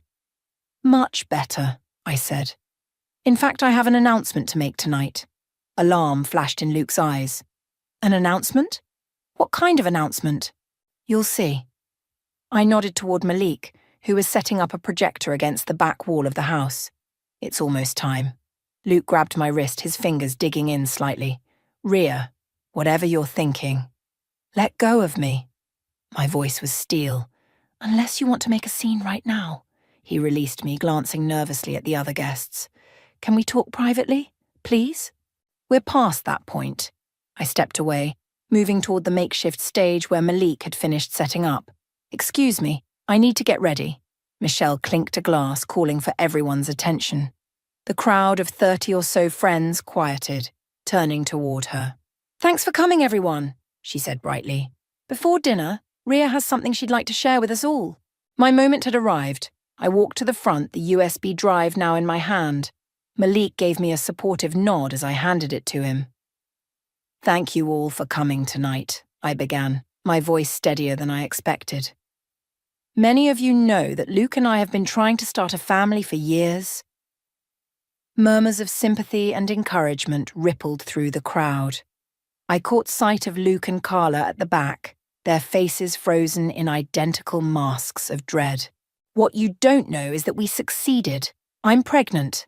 I placed a hand on my stomach, reclaiming this moment that had been stolen from me. 8 weeks along. Confusion spread through the gathering. Several people glanced between me and Carla, who had also claimed to be 8 weeks pregnant. I'm sharing this now because the journey to this pregnancy has been complicated by betrayal. I nodded to Malik, who started the projection. And I believe the truth deserves to be heard. The first image appeared on the wall, the security footage of Luke and Carla kissing at the fertility clinic. Gasps rippled through the crowd. "My husband and my best friend have been having an affair for years," I continued, my voice clear despite the tremor in my hands. But that's not the worst of their betrayal. The next slide showed the embryo transfer agreement with Luke and Carla's signatures. They conspired to steal my embryos, my children, for their own purposes. I looked directly at Carla. For money, for an inheritance that required a biological child by the end of the year. Carla stepped forward, her face contorted with rage and panic. "This is insane! You're twisting everything!" "Am I?" The next slide showed her medical records, proof of her infertility. "You're not pregnant, Carla. You never were. You stole my ultrasound image to fake a pregnancy while you figured out how to get your hands on my baby." The crowd had gone completely silent, all eyes moving between us like spectators at a tennis match. Luke pushed through the crowd toward me. "Ria, stop this. You're making a fool of yourself." "No, Luke. I'm finally seeing clearly." I clicked to the final slide, their emails displayed in damning detail. "You wrote that I was just a means to an end. Well, the end has come, but not the one you planned." I turned back to the stunned audience. I wanted you all to know the truth, not just for me, but for all of us who believed in these people, who trusted them. Carla lunged forward suddenly, her composure completely shattered. "You stupid bitch! Do you have any idea what you've done?" In her rage, she knocked over a glass, sending it shattering across the patio. The sound seemed to break the spell of shock that had fallen over the gathering. "What I've done," I said, my voice steady as I faced her, "is take back my life, my child, my truth." Luke grabbed Carla's arm, trying to pull her away, but she shook him off, her face twisted with fury. "You think you've won?" she spat. "This isn't over. That baby is our ticket to millions, and I'm not letting you ruin everything we've worked for." The confession hung in the air, damning and final. Even Luke looked stunned by her outburst. I smiled, a genuine smile that felt like the first in months. "Actually, Carla, it is over, and everyone here is my witness." The silence following Carla's outburst shattered when someone in the crowd started slow clapping. Others joined in, the sound building until it filled the backyard. Not applause of celebration, but of recognition. Acknowledgement of a truth laid bare. Luke grabbed Carla's arm, his face ashen. "We need to go. Now." "You're not going anywhere." Malik stepped forward, phone in hand. "The police are on their way." "The police?" Luke's laugh was brittle. "This is a private matter. Conspiracy to commit medical fraud isn't private," I said. "Neither is attempting to access medical records without consent. Dr. Mercer has already been reported to the medical board." Carla wrenched free of Luke's grip, her mask of sophistication completely gone. "You think anyone will believe you? It's your word against ours." "Actually," Michelle said, stepping forward with her tablet, "it's your words against you. Every email, every document, every transaction. I've been tracking them for weeks. The police will have quite a file to work with." Luke's eyes darted around, looking for an escape route. "This is ridiculous. We never..." Save it for your lawyer, Savannah cut in, her arms slipping protectively around my shoulders. And good luck finding one who'll touch this case. The wail of police sirens in the distance seemed to break something in Luke. His shoulders slumped, the fight draining from him. Carla, let's just go, he muttered. We can explain everything later. Go where? She hissed. It's over, Luke. She's ruined everything.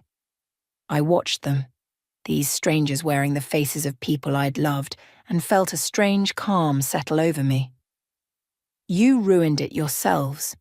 I just refused to be your victim. 2 police officers arrived, directed to us by a grim-faced Michelle. The formality of statements and explanations created a surreal bubble around the confrontation. Guests drifted away from the spectacle, gathering in shocked clusters across the yard. As the police led Luke and Carla towards separate patrol cars, Luke looked back at me one last time. Rhea, please. We can work this out. I met his gaze steadily. We already have. The gathering dispersed quickly after the police left. Only our closest friends remained, helping Michelle and Malik clean up the abandoned party.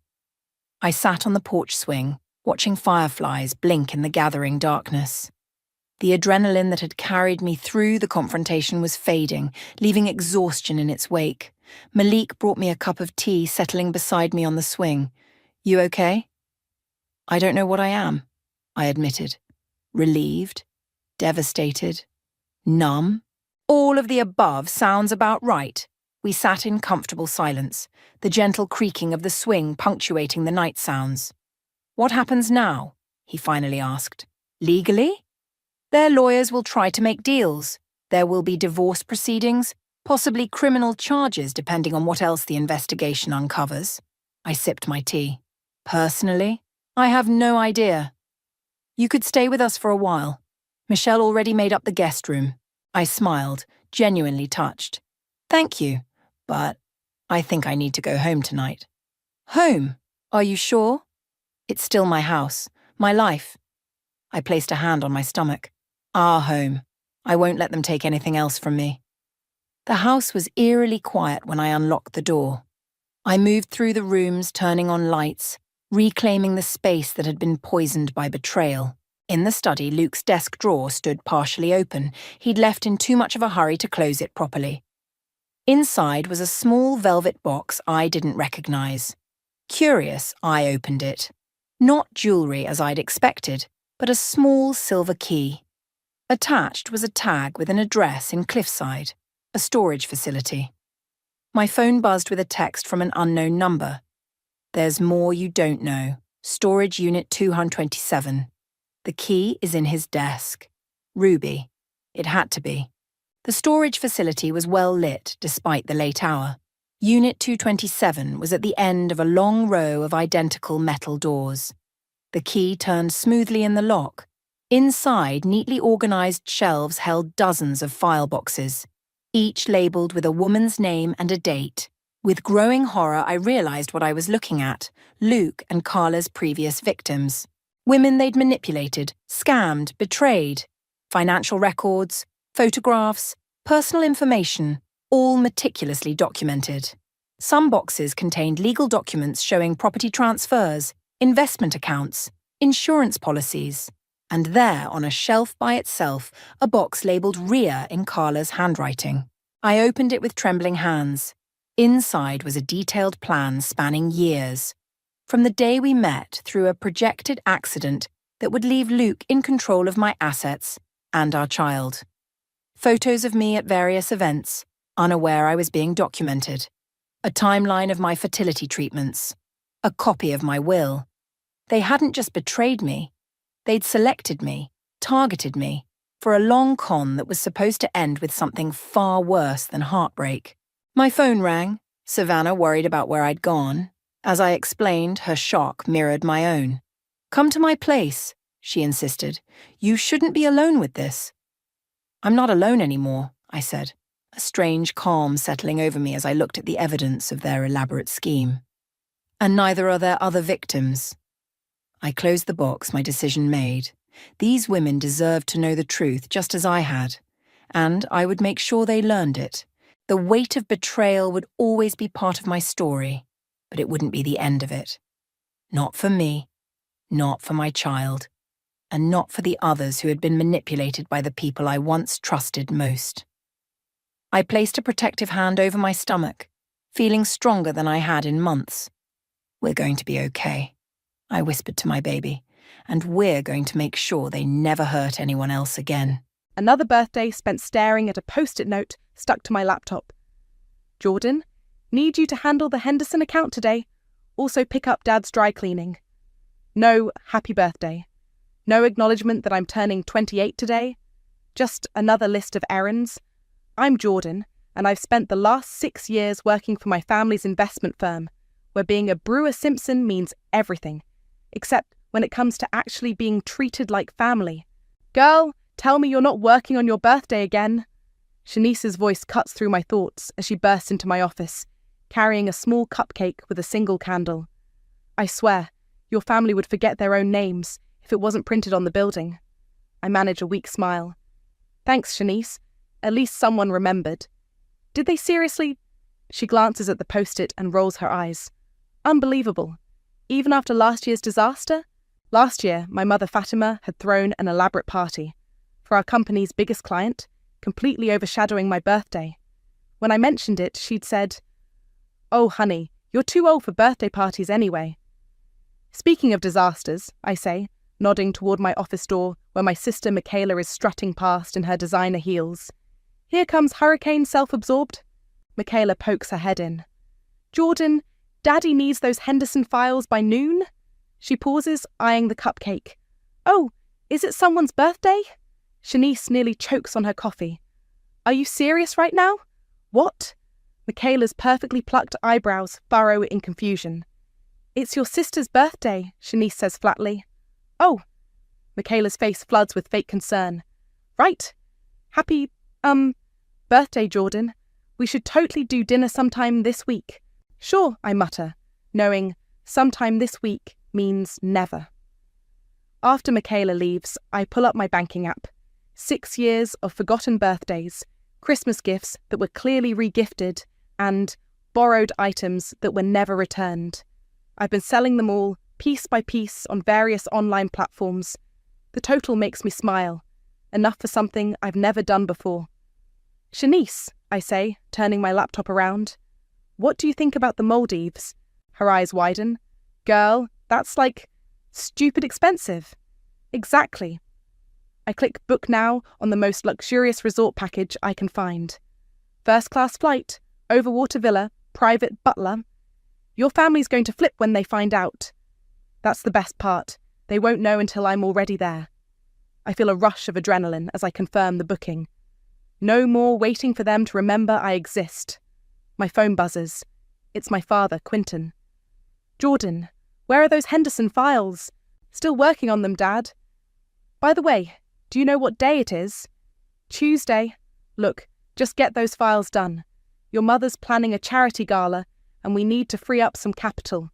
Of course. Another gala. Another chance for my mother to parade around in designer dresses while I crunch numbers in the background.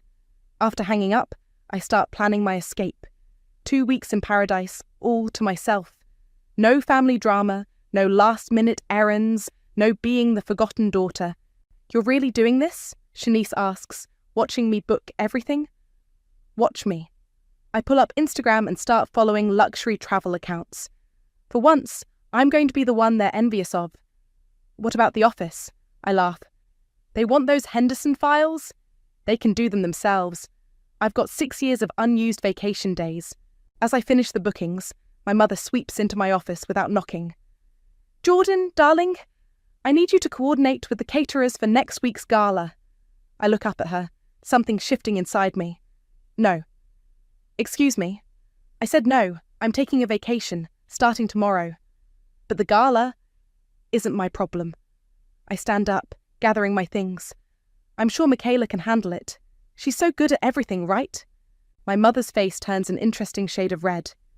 "We'll discuss this at home." "Actually, we won't, because I won't be there." I grab my bag and the cupcake Shanice brought. "I've got some packing to do." As I walk out of the office, Shanice trailing behind me, I feel lighter than I have in years. My phone starts buzzing with messages from my family, but I silence it without looking. You know they're going to lose their minds when they see your vacation photos, right? Shanice grins. I smile back, feeling the satisfaction of revenge served ice cold. That's exactly what I'm counting on. The moment my feet touch the warm wooden planks of my overwater villa, I know I've made the right decision. 48 missed calls and countless unread messages later, here I am, surrounded by nothing but turquoise water and infinite sky. Miss Jordan, would you like a tour of your villa? My personal butler, Marcus, stands at a respectful distance, hands clasped behind his back. Yes, please. I follow him through sliding glass doors into what feels like another world. The villa is bigger than my apartment back home, with floor-to-ceiling windows that make the ocean feel like part of the room. Your private infinity pool is here? Marcus gestures to the deck. And this glass floor panel allows you to view marine life from your living room. I crouch down, watching colourful fish swim beneath my feet. For the first time in years, I feel myself truly breathing. Your family has been trying to reach the resort, Marcus mentions carefully. Hotel policy is to protect guest privacy, unless I say otherwise, I finish for him. Thank you. I'd like to keep it that way. After Marcus leaves, I change into my swimsuit and settle onto a lounger. My phone buzzes again. This time it's Shanice on WhatsApp. Girl, your Instagram story is breaking the internet, her message reads.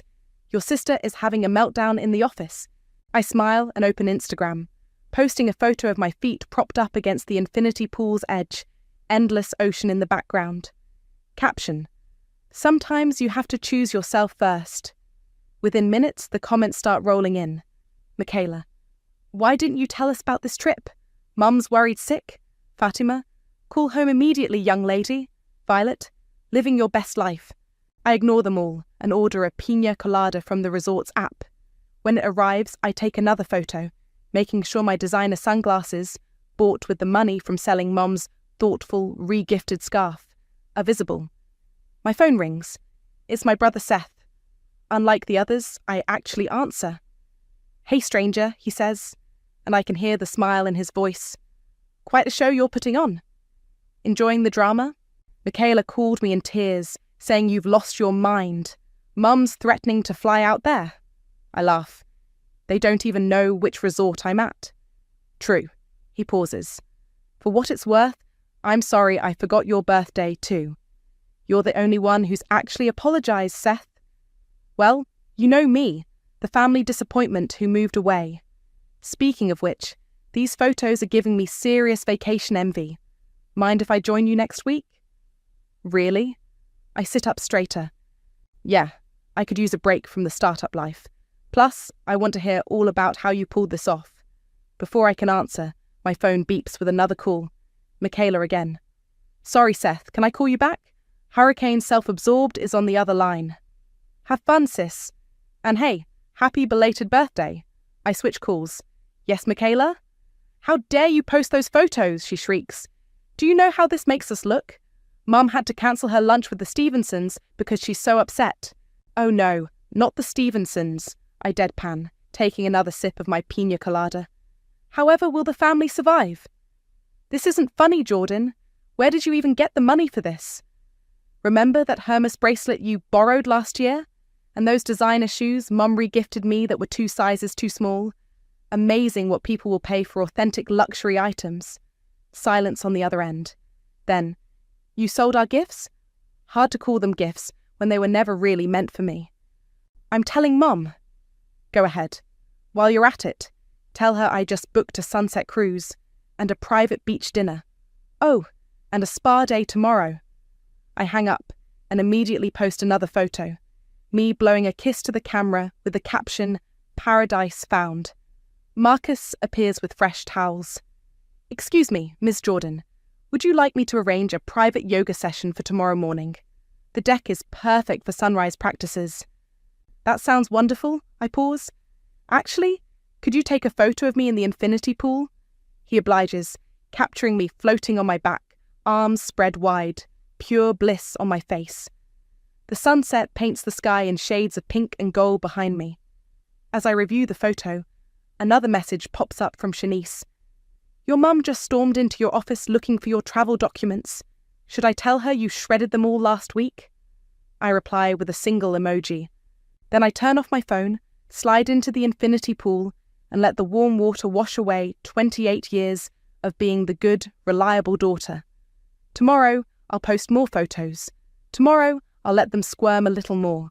But right now, in this moment, I'm exactly where I need to be, far away from everything and everyone who ever made me feel small.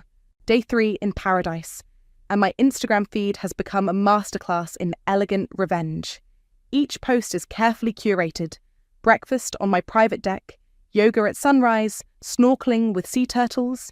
The comment section has turned into a battlefield. My phone lights up with a FaceTime call from Shanice. I prop it against a coconut while sipping my morning smoothie. Girl, you will not believe what's happening here, she says, ducking into the supply closet at work. Your mother just had a complete meltdown in the conference room. Do tell. I adjust my designer sunglasses, another converted gift. So she's showing everyone your posts, right?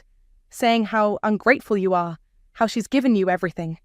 Then Violet, from accounting, she pulls up receipts showing how your mum's been underpaying you compared to other employees with the same experience. I nearly choke on my smoothie. Violet did what? Turns out she's been gathering evidence of workplace discrimination for months. Your mum's face turned so red, I thought she was going to explode. Marcus appears with fresh towels. Your spa appointment is in 15 minutes, Ms. Jordan.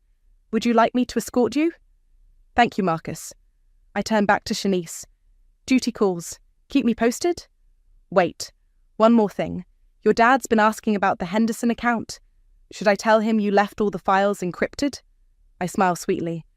Tell him the password is my birthday, if he can remember it. After hanging up, I post a new photo.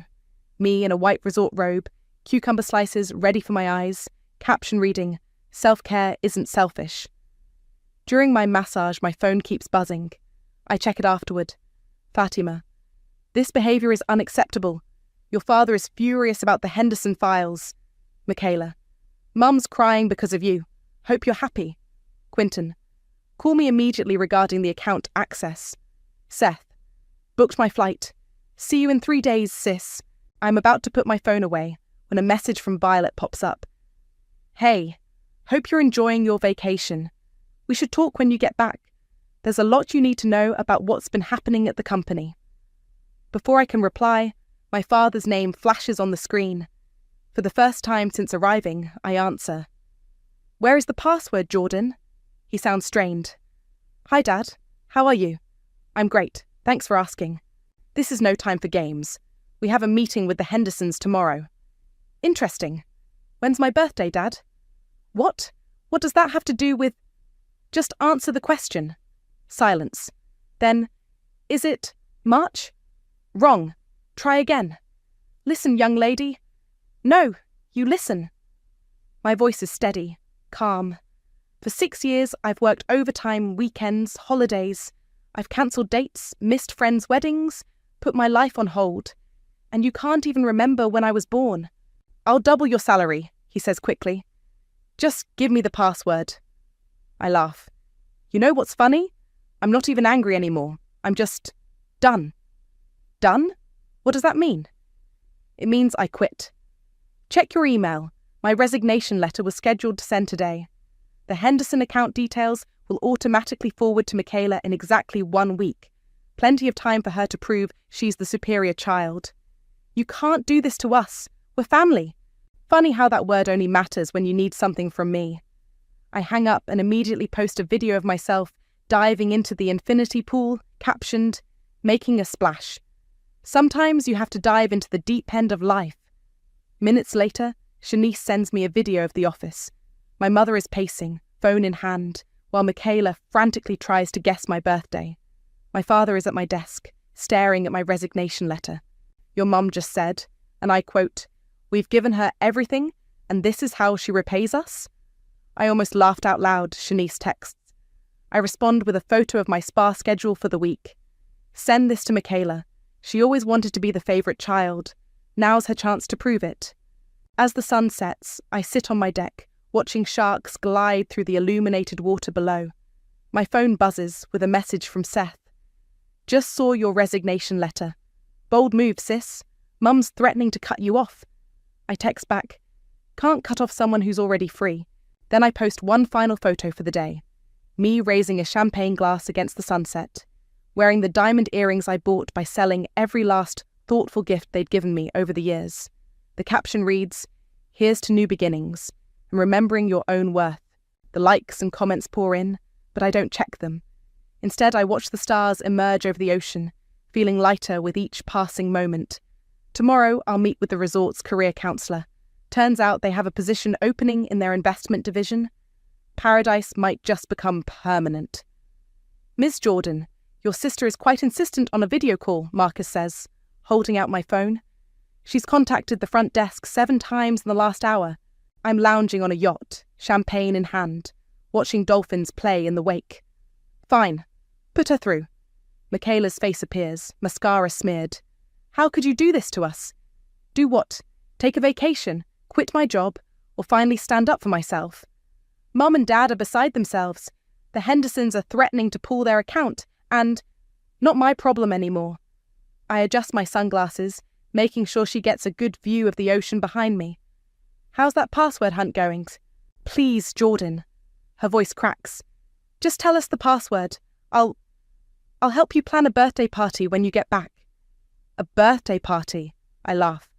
"You mean like the one I wanted last year, when you scheduled your engagement photo shoot on my birthday? Or the year before, when you borrowed my car to drive to the beach with your friends? On my birthday?" "That's not fair. I didn't know." "Exactly? You didn't know? None of you ever knew, because none of you ever cared enough to remember." A crew member appears with fresh fruit. "Would you like the chocolate fountain with that, Ms. Jordan?" "Yes, please." I smile at Michaela's widening eyes. "Oh, and some of those golden strawberries." "Golden strawberries?" Michaela sputters. "They dip them in edible gold leaf here. Quite expensive, but then again, that Cartier bracelet you borrowed and lost fetched a nice price." Her face pales. "You sold that too?" "Along with every other meaningless gift you all gave me. It's amazing how much money you can make selling things people never really wanted you to have in the first place." "Mum and Dad are flying out tomorrow," she blurts. "They've hired a private investigator to find which resort you're at." I nearly drop my phone laughing. "With what money? I froze the Henderson account, remember? And good luck with that PI. I booked everything under a different name." "You what?" "Oh, and Michaela, while you're all scrambling, you might want to check your email. Violet's been quite busy gathering evidence about wage discrimination and nepotism in the company. I hear the Labour Board is very interested." The yacht hits a wave, sending spray across the deck. I lift my face to it, feeling the cool mist while Michaela has her meltdown. "You're destroying this family," she shrieks. "No, this family destroyed itself. I'm just finally showing you the receipts." A notification pops up. Seth has posted a photo of his packed suitcase with the caption, "Off to join the rebellion." Michaela sees it too. "Seth's coming there. That's not fair. He hasn't worked for the company in years." "Exactly. He got out early. Smart guy." "I'm telling Mum about this." "Go ahead." "Oh, and while you're at it?" I turn the camera to show the yacht's crew setting up lunch. "Tell her I'm having caviar for lunch. The really expensive kind. You know, like she serves at her charity galas." After hanging up, I post a series of stories. Me feeding dolphins, sipping champagne, lounging on the yacht's deck, each one tagged with "living my best life" and self-worth. Shanice texts, "Your mum just fired Violet." But girl, Violet had backup plans. She sent all the evidence to the Labour Board before getting escorted out. It's chaos here. I forward the message to Violet. "Need a vacation? I know a great resort." Her response is immediate. "Already packed. Send me the details. Also, your mum's face when she got the Labour Board notice? Priceless." Marcus appears with a satellite phone. "Ms. Jordan, your father is on an urgent call. Let me guess, he remembered my birthday. He says it's about your trust fund." I take the phone. "Hi, Dad." "We're cutting you off," he says, without preamble. "No more trust fund, no more company shares, No more. Already sold them, I interrupt. Last week, along with every stock option you ever gave me. Check your company's trading history. Silence. What's wrong, Dad? Isn't this what you taught me? Buy low, sell high, and always have an exit strategy? You've gone too far, he growls. No, I finally went far enough. I watch a dolphin leap from the water. By the way, I just got offered a position here at the resort, heading up their investment division. Turns out my experience is worth quite a lot when it's not being undermined by family politics. I hang up and turn to Marcus. Could you arrange a welcome dinner for my brother Seth? He arrives in 2 days. Of course. And shall I continue declining your parents' attempts to book rooms here? Please. Oh, and Marcus, make sure the photographer captures every moment of my sunset dinner tonight. I hear my sister loves seeing food photos on Instagram. I stretch out on the deck chair, feeling the sun on my face and freedom in my heart. Let them come looking. They'll never find me. And even if they do, they'll find someone very different from the daughter they thought they knew. Remember this? I hold up a tarnished silver locket to my laptop camera, where Shanice is watching via video call. Sweet 16 gift from Mum. She forgot she'd given me the same one for Christmas the year before. I'm sitting cross-legged on my villa floor, surrounded by photos of everything I'd sold to fund this escape. Each item tells a story of thoughtlessness. That's the one she bought in bulk for client gifts, right? Shanice asks. Yep. Sold both for $800 each. Turns out they were actually vintage pieces she got at an estate sale. My phone buzzes. Another email from the family lawyer. Delete. Your mum came by your apartment today, Shanice says. Started demanding your spare key from the building manager. Let me guess. She wanted to check if I'm okay? More like check for evidence. But that new manager?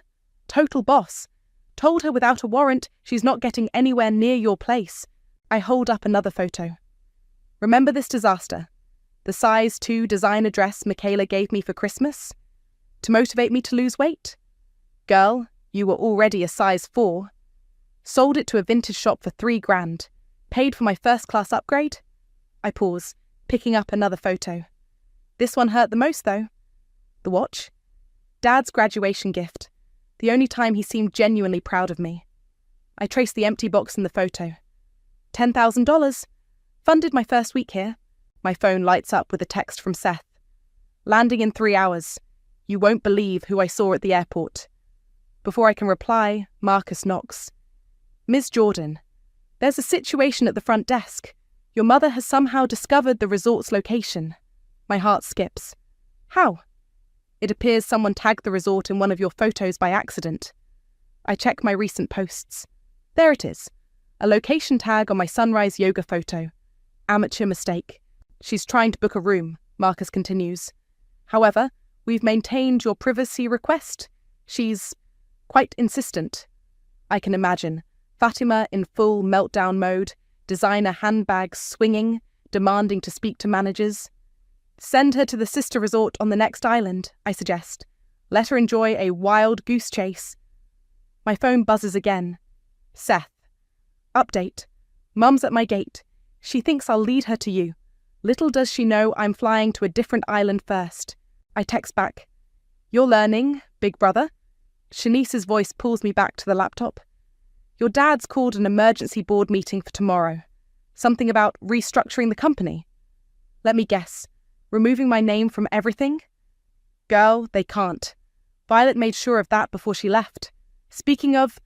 Shanice grins. Check your email. I open my inbox to find a message from the Labour Board. They're launching a full investigation into the company's hiring and compensation practices. Your mother's face when she got served with papers? Shanice continues. Priceless. Even better than when she found out you sold her precious Birkin bag. Ah yes, the Birkin. Another borrowed item that funded my escape. $20,000 of sweet revenge. My phone rings. Michaela again. I answer on speaker. How dare you sell my things? She shrieks. Your things? I scroll through my photos. You mean the things you gave me as gifts? Or the things you borrowed and never returned? That Cartier bracelet was mine. Really? Because I have the gift receipt with my name on it. Want to see? Mum's having panic attacks because of you. No, Mum's having panic attacks because her perfect world is crumbling. How's that Henderson account going, by the way? Silence. That's what I thought. I pick up another photo. Oh, remember this? The Chanel bag you needed to borrow for your engagement party? The one you spilled wine on and never replaced?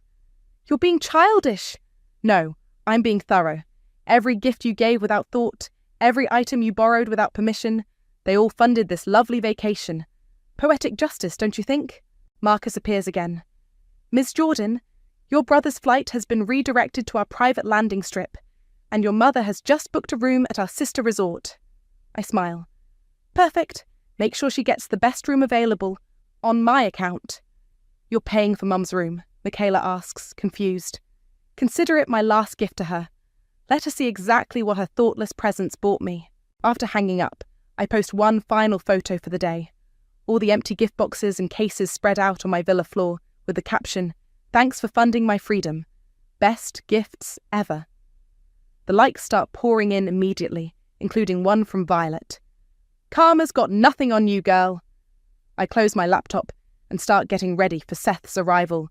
Tomorrow, the real show begins, and this time, I'm the one writing the script. They're going to lose their minds, Seth says, adjusting his camera angle. We're sitting in my villa, about to launch the most elaborate part of my revenge plan. Everyone ready? I ask, checking my phone. Shanice and Violet are on a group chat, waiting for the show to begin. Your mother and father just checked into the sister resort, Marcus reports. They're demanding a boat to this island. Perfect timing. I smooth my designer dress, another converted gift, and press the button to join the video conference I'd scheduled. One by one, they pop up on screen. Mom, Dad, and Michaela, all sitting in their luxury resort suite, looking furious. Dad's face is red. Mum's makeup is perfect, of course. And Michaela's scowling. Happy family meeting day, I say cheerfully. Love what you've done with your hair, Mom. The sister resort salon is excellent, isn't it? Enough games, Dad snaps. Where are you? Closer than you think, further than you'll get. I angle my camera to show Seth lounging on my couch. Look who made it. Seth? Mum gasps. You knew where she was all along. Sure did, he grins, raising his coconut drink. Best vacation ever, by the way. Bye. Now, I continue. I've called this meeting for 2 reasons. First, to show you something. I start sharing my screen, displaying a spreadsheet. This is every gift you've given me over the past 6 years, along with their resale values. Mum's face goes pale as she reads the items. The Birkin? My limited edition Birkin? The one you gave me last Christmas, right after you borrowed it for your charity gala. I scroll down. Sold for $20,000. Paid for this villa. You ungrateful? Dad starts. Oh, we're just getting started.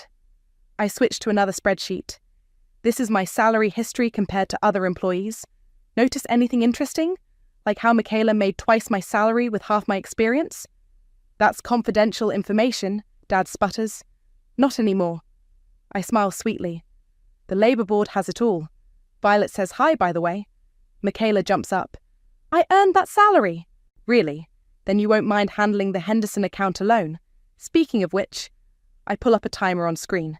That encrypted file unlocks in exactly 1 hour. Better start guessing my birthday. This is ridiculous, Mom snaps. We're your family. Are we? Quick quiz then.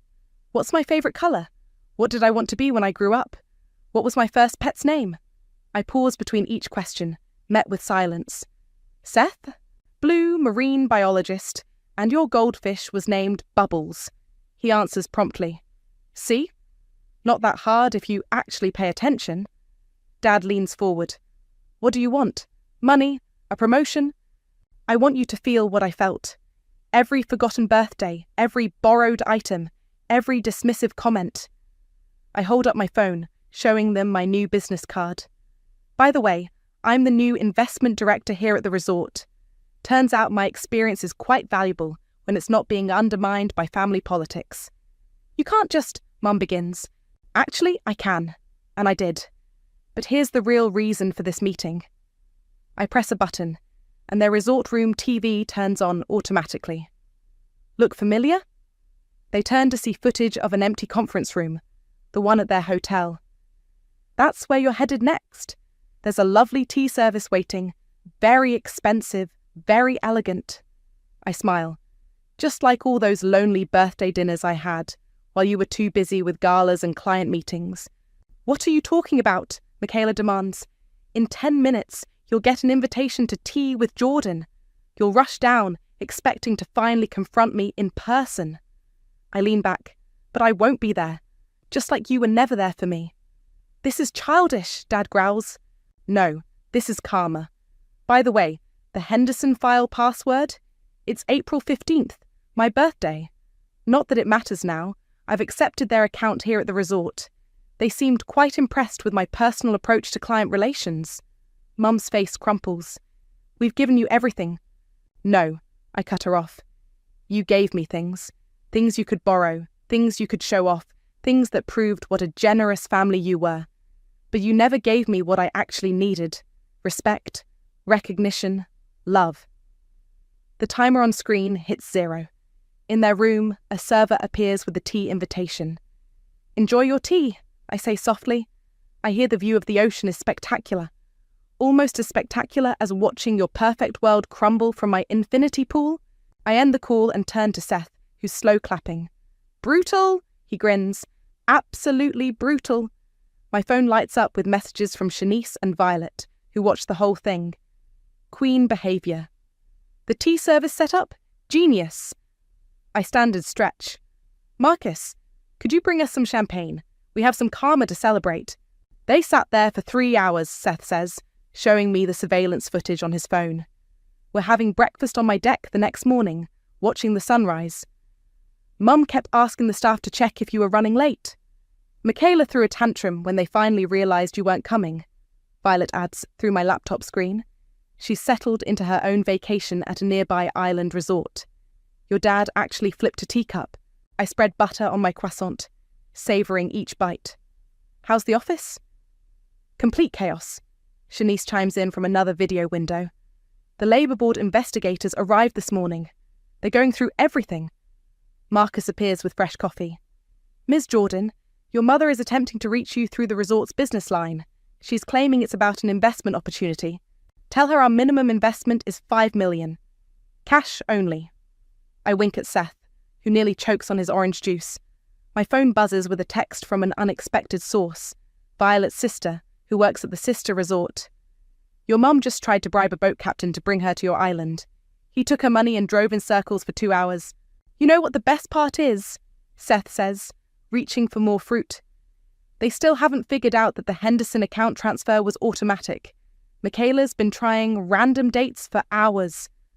As if on cue, my phone lights up with Michaela's call. I put it on speaker. Is it Mum's birthday? She asks frantically. Nope. Dad's? Wrong again. Your graduation date? You didn't even attend my graduation, remember? You had a spa day. Silence then. I did. Yep. Posted all about it on Instagram. Sorry, sis. Self-care comes first. I mimic her voice. Just like you post about your beach trip on my birthday last year. Jordan, please. The Hendersons are threatening to pull everything. Not my problem anymore. They're quite happy with their new investment advisor. I pause. By the way, how's that tea service trauma working out? She hangs up. Brutal. Seth grins. Pass the mango. Marcus returns with a tablet. Your mother has just posted quite an interesting statement on social media. Would you like to see? I take the tablet, reading aloud. Heartbroken that my daughter has chosen material wealth over family love. We gave her everything, and this is how she repays us. Please respect our privacy during this difficult time. Oh, and she tagged all their country club friends? Check the comments, Violet suggests. I scroll down. Didn't you forget her birthday last week? Pretty sure I saw you at the spa on her graduation day. Wasn't that Birkin bag in your Instagram post last month? The internet never forgets, Seth laughs. My phone pings with an email. It's from Dad's executive assistant. Thought you should know. Your father just called an emergency board meeting. They're trying to void your company shares. I forward it to our family lawyer with a single line. Exhibit A for the Labour Board. Ms. Jordan? Marcus appears again. The resort's general manager would like to meet with you regarding the investment director position. He's quite impressed with how you handled the Henderson transfer. Perfect timing. I stand, straightening my dress. Seth, want to come watch your little sister become your parents' competition? Wouldn't miss it. Before heading to the meeting, I post one final photo. Me and Seth at breakfast, both of us raising coffee cups with the caption, "Family isn't about blood, it's about who shows up." Right, Michaela BS? Shanice texts immediately. Michaela just threw her phone across the office. The general manager's office is all windows and ocean views. As I shake his hand and take a seat, my phone buzzes one last time. A message from Mum. Whatever they're offering, we'll double it. Come home, please. I type back. Home? I am home. By the way, my birthday's April 15th. Not that it matters anymore. Then I turn off my phone and focus on the general manager, who's spreading out contracts and expansion plans. We're particularly interested in your ideas about sustainable luxury investment, he says, and your social media presence is exactly what we need for our younger clientele. I smile, thinking of my family sitting in their borrowed luxury, surrounded by borrowed importance. I believe in authentic experiences, I tell him. No pretense, no borrowed glory, just genuine value. Speaking of value, he slides over a salary offer. I look at the number and think of all those forgotten birthdays, all those borrowed items, all those dismissive comments. The figure is higher than anything my family ever paid me. When can I start? As I sign the contract, I can almost hear Michaela's scream of frustration from the other island. Some things, it turns out, are worth more than family obligation, like self-respect, like recognition, like revenge served on a silver tea tray. Ready for this? Seth asks, as our seaplane descends toward the mainland. After 2 weeks in paradise, we're heading back, but not to grovel or surrender. Born ready. I check my phone one last time. The Labour Board investigation has exploded across business news. Family firm faces nepotism investigation. Mum's going to love that headline. We land to find Shanice and Violet waiting with matching grins. Your parents are at the office, Shanice says, hugging me. They've been there since dawn trying to damage control. Perfect timing then. I straighten my resort name badge, now reading Investment Director. The familiar glass building looms ahead. Inside, whispers follow us through the lobby. Everyone's heard the stories by now. The forgotten daughter who turned the tables, the encrypted files, the Labour investigation. Jordan! Michaela spots us first, rushing over in her designer heels. Thank God you're back. We can fix this. Already fixed, I interrupt, heading for the conference room. Just not the way you wanted. The board members are already seated, Mom and Dad at the head of the table. Their faces flash through surprise, anger, and fear as I walk in. What is this? Dad demands. Quarterly investment review, I say sweetly, setting up my laptop. Oh, but I'm not here as your daughter. I'm here representing Paradise Resort Holdings. Mum's perfectly manicured hand trembles. What are you talking about? While you were having tea at the sister resort, I was securing contracts with your top 3 clients. I pull up the presentations. The Hendersons were just the beginning. You can't, Dad starts. Actually, I can. And I did. See, they appreciated having an advisor who remembered their birthdays, their children's names, their preferences. Amazing what happens when you actually pay attention to people. Michaela slumps in her chair as I continue. Paradise Resort Holdings is launching a boutique investment division. We're offering personalised service, ethical investment options, and... I smile directly at Mum. Actual family values.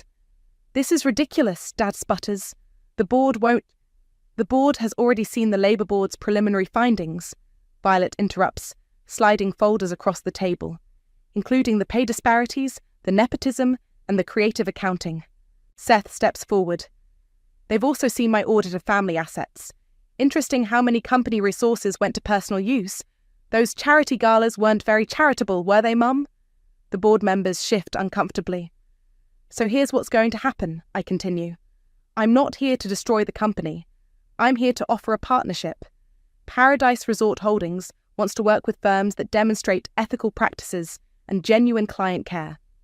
And if we refuse? Mum asks quietly. Then the Hendersons, Wilsons, and Jacobsons take their combined $100 million to paradise. Your choice. Dad's face reddens. After everything we've done for you. Done for me? I laugh. Let's ask the board something. Anyone know when my birthday is? Silence. April 15th, a quiet voice says. Everyone turns to Michaela, who's staring at her hands. It's April 15th. I looked it up in HR files yesterday. First time you've ever known it, I note. Funny how consequences make people pay attention. I stand, smoothing my dress. You have until the end of the week to decide. Oh, Mum, that Birkin bag you've been crying about? I pull out a familiar orange box. I had it authenticated. It's fake, like everything else you've given me. The board erupts in whispers as Mum's face crumples. Jordan, wait! Michaela calls as I reach the door. I'm sorry. For everything. I turn back. Prove it. Be better. Not for me. For yourself. Outside, Shanice high-fives me. Girl, that was legendary. Not done yet, I say, pulling out my phone. I post a photo of my new office view at the resort. Some call it revenge. I call it revolution. Here's to building something real. Seth throws an arm around my shoulders as we walk out. So, boss lady, when do I start? You're hired, I grin. First task, help me plan my birthday party for next year. I'm thinking beachfront celebration? With real gifts this time, he promises. My phone buzzes. A message from the board's chairman. Partnership approved. Your parents have been moved to advisory roles. Congratulations, Ms. Director. I show the message to Violet, who's already booking her flight back to Paradise. Want to head up our compliance department? Try and stop me, she grins. As we leave the building, I spot my parents through the conference room windows, looking small and lost in their expensive clothes and borrowed importance. For a moment, I almost feel sorry for them. Almost. Ready to go home? Seth asks. I look at my real family, Seth, Shanice, Violet, and smile. Already there. Behind us, the glass tower reflects the setting sun, turning everything to gold. Sometimes the best revenge isn't about destroying what hurt you, it's about building something better from the pieces they left behind. And sometimes, paradise isn't a place. It's the moment you finally set yourself free. The birthday cake sits on our dining room table like a bomb waiting to detonate. 5 perfect candles, their flames dancing in the August heat, while my daughter Hope bounces on her tiptoes beside me, pure joy radiating from her face. I should have known better. Should have seen it coming in Nancy's razor-sharp smile when she insisted on handling the cake herself. Make a wish, sweetheart, I say, squeezing Hope's shoulders. My baby girl, my reason for everything, takes a deep breath that puffs out her cheeks. That's when Nancy's perfectly manicured finger traces the cake's inscription. Happy birthday to Mommy's little mistake. She reads aloud, her voice dripping with false innocence. Oh dear. There must have been a mix-up at the bakery. The room goes silent. I feel the blood drain from my face as Hope's tiny body stiffens under my hands. My mother Margaret's theatrical gasp doesn't quite hide her smirk. The family gathering suddenly feels like a nest of vipers, all eyes fixed on us, waiting for the venom to take effect. Mommy? Hope's voice quivers. What does that mean? I want to scream. Want to grab that cake and smash it into Nancy's perfectly made-up face. Instead, I hear myself say with forced lightness, "It's just a silly mistake, baby. Let's scrape off the frosting and—" But it's true, isn't it, Sadie? Nancy cuts in. That's what you told Mom when you got knocked up. It was a mistake. Remember? The memory hits like a physical blow. Me at 27, terrified and alone, confiding in my family only to have those vulnerable words twisted into weapons 5 years later. I see Raphael, my only real friend here, step forward with anger in his eyes, but I shake my head slightly. Not now. Not in front of Hope. Time for presents, I announce too brightly, steering Hope away from the cake. My daughter's shoulders are slumped now, her earlier excitement deflated. I catch Erin's sympathetic glance from across the room, but she quickly looks away. No one in this family has ever had the courage to stand up to Nancy or my mother. The present opening is a blur. I'm operating on autopilot, making appropriate noises as Hope unwraps each gift. Nancy outdid herself there too. A doctor's kit with a note saying, "Since your mom couldn't afford medical school." A children's etiquette book to help you overcome your circumstances. Each one a carefully crafted barb wrapped in bright paper and bows. "Quite thoughtful of you, Nancy," my mother says, patting her favorite daughter's hand. "Someone needs to think about that child's future." I feel something snap inside me. Not the usual hurt that makes me shrink and accept. This is different. Harder. Colder. I watch Hope struggling to maintain her smile. This beautiful, brilliant child they're trying to diminish. And something crystallizes in my chest. "Hope, sweetie," I say, my voice steady now. "Why don't you show Cousin Erin your new toys upstairs?" Once they're gone, I turn to Nancy. My sister's smile falters slightly at whatever she sees in my expression. "You must be so proud," I say softly. "Planning all this just to hurt a 5-year-old child." "Oh, please," Nancy scoffs, but there's a flicker of uncertainty in her eyes. "It was just a joke. You've always been too sensitive." "Sadie," my mother warns, "don't make a scene." I laugh then, a sound that startles even me. "A scene? You mean like deliberately humiliating my daughter at her own birthday party? That kind of scene?" "Well, if you'd made better choices," Nancy begins, but I cut her off. "You know what's funny?" I step closer, my voice dropping to a whisper. "I've spent years letting you make me feel small, letting you hurt me, but watching you try to do the same thing to Hope?" I smile, and Nancy actually takes a step back. "That was a mistake." The word hangs between us, its meaning transformed. In the silence that follows, I hear Hope's laughter floating down from upstairs. Still pure, still unbroken despite their best efforts. I turn away from my sister's suddenly wary face and begin methodically cleaning up the party debris, my mind already racing ahead. They think they know me.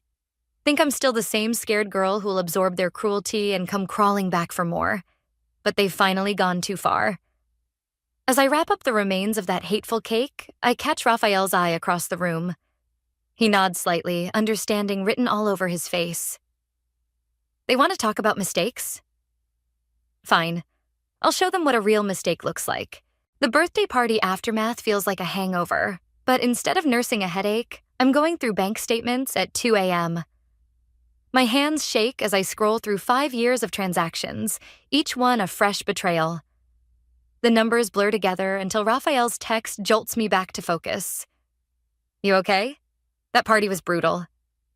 I stare at the screen, the truth I've uncovered burning in my chest. "Need to show you something. Tomorrow?"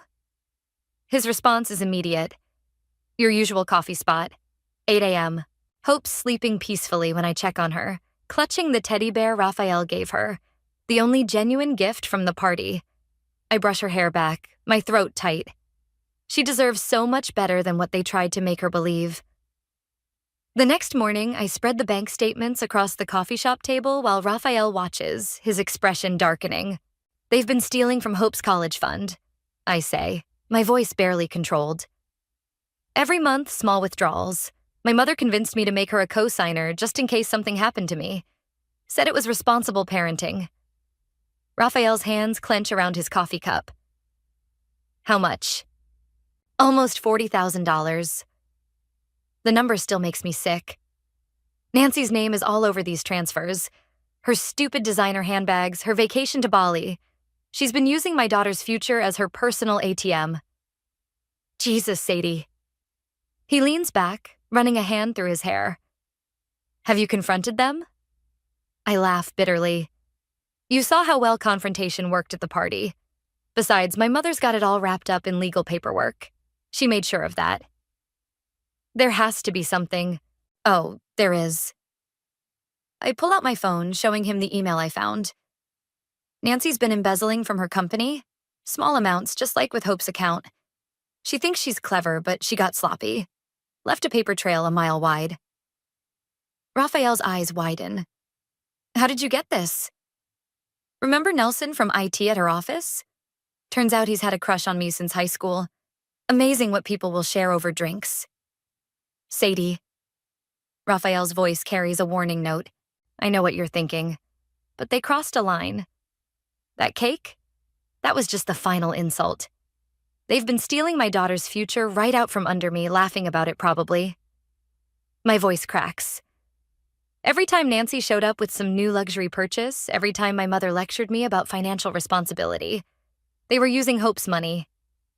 What are you planning? I meet his eyes steadily. Nothing they haven't earned. He's quiet for a long moment, studying me. Finally, he sighs. Just be careful. Don't do anything that could blow back on Hope. That's exactly why I have to do something. They're never going to stop unless... My phone buzzes with a text from Aaron. Need to talk. Important. I have to go, I say, gathering the papers. Thanks for listening. Sadie. Raphael catches my arm. Whatever you're thinking of doing, make sure it's really about protecting Hope, not just revenge. His words follow me to Erin's house, where my cousin paces her living room like a caged animal. I should have told you years ago, she blurts out as soon as I sit down. About Nancy and your mother, about what they've been doing. My heart pounds. What do you mean? It's not just Hope's account. Erin won't meet my eyes. They've done this before, to others in the family. Always perfectly legal on paper, always with some excuse about protecting assets or responsible management. Your Aunt Claire's inheritance, my college fund. She swallows hard. I was too scared to say anything. They have dirt on everyone. The pieces click into place. The way certain relatives stopped coming to family events, the whispered conversations that stopped when I entered rooms. All this time, I thought I was their only target. Why tell me now? Because of Hope. Erin finally looks at me. That cake wasn't just cruelty. It was a message. They're setting up their next move, and your daughter's their target. My phone buzzes again. A text from my mother. Family dinner tonight. Non-negotiable. We need to discuss Hope's future. I show it to Erin, whose face goes pale. Sadie, don't go. They're planning something. But I'm already standing, a cold clarity settling over me. Oh, I'll be there. I think of the evidence safely backed up on my phone, of Nelson's promised help, of all the pieces I've been gathering. In fact, I'm counting on it. What are you going to do? I smile, and something in my expression makes Erin step back. I'm going to give them exactly what they want. A nice, intimate family dinner. Perfect opportunity to serve up some long overdue justice. The family dinner starts like a game of chess. Everyone positioning their pieces, testing defenses. I arrive exactly on time, wearing the navy dress Nancy once sneered at. My mother's lips thin at the sight of it. Good. Where's Hope? Nancy asks, false concern dripping from every word. Sleepover at her friend's house. I set down the bottle of wine I brought, my mother's favorite, the one she thinks I can't afford. Thought we adults should talk freely. My mother's dining room feels like a stage set. Crystal glasses catching the light, silver polished to mirrors. Everything perfect, everything fake. Just like them. Well, my mother says, lifting her wine glass, we need to discuss Hope's educational trust. I've been reviewing the accounts. Funny you should mention that. I pull out my phone, fingers steady despite my racing heart. I've been doing some reviewing myself. The plan is simple. Confront them with evidence of the embezzlement, watch them squirm, then propose my terms. But Nancy's next words throw me completely off balance. Oh, you mean the transfers? She smiles, all teeth. Mother already spoke to the bank. Everything's been sorted out. Just a clerical error. I blink. What? Really, Sadie? My mother sighs. Did you think we wouldn't notice your little investigation? Nancy saw you with Nelson yesterday. Quite unprofessional of him to share company information, by the way. He's been dealt with.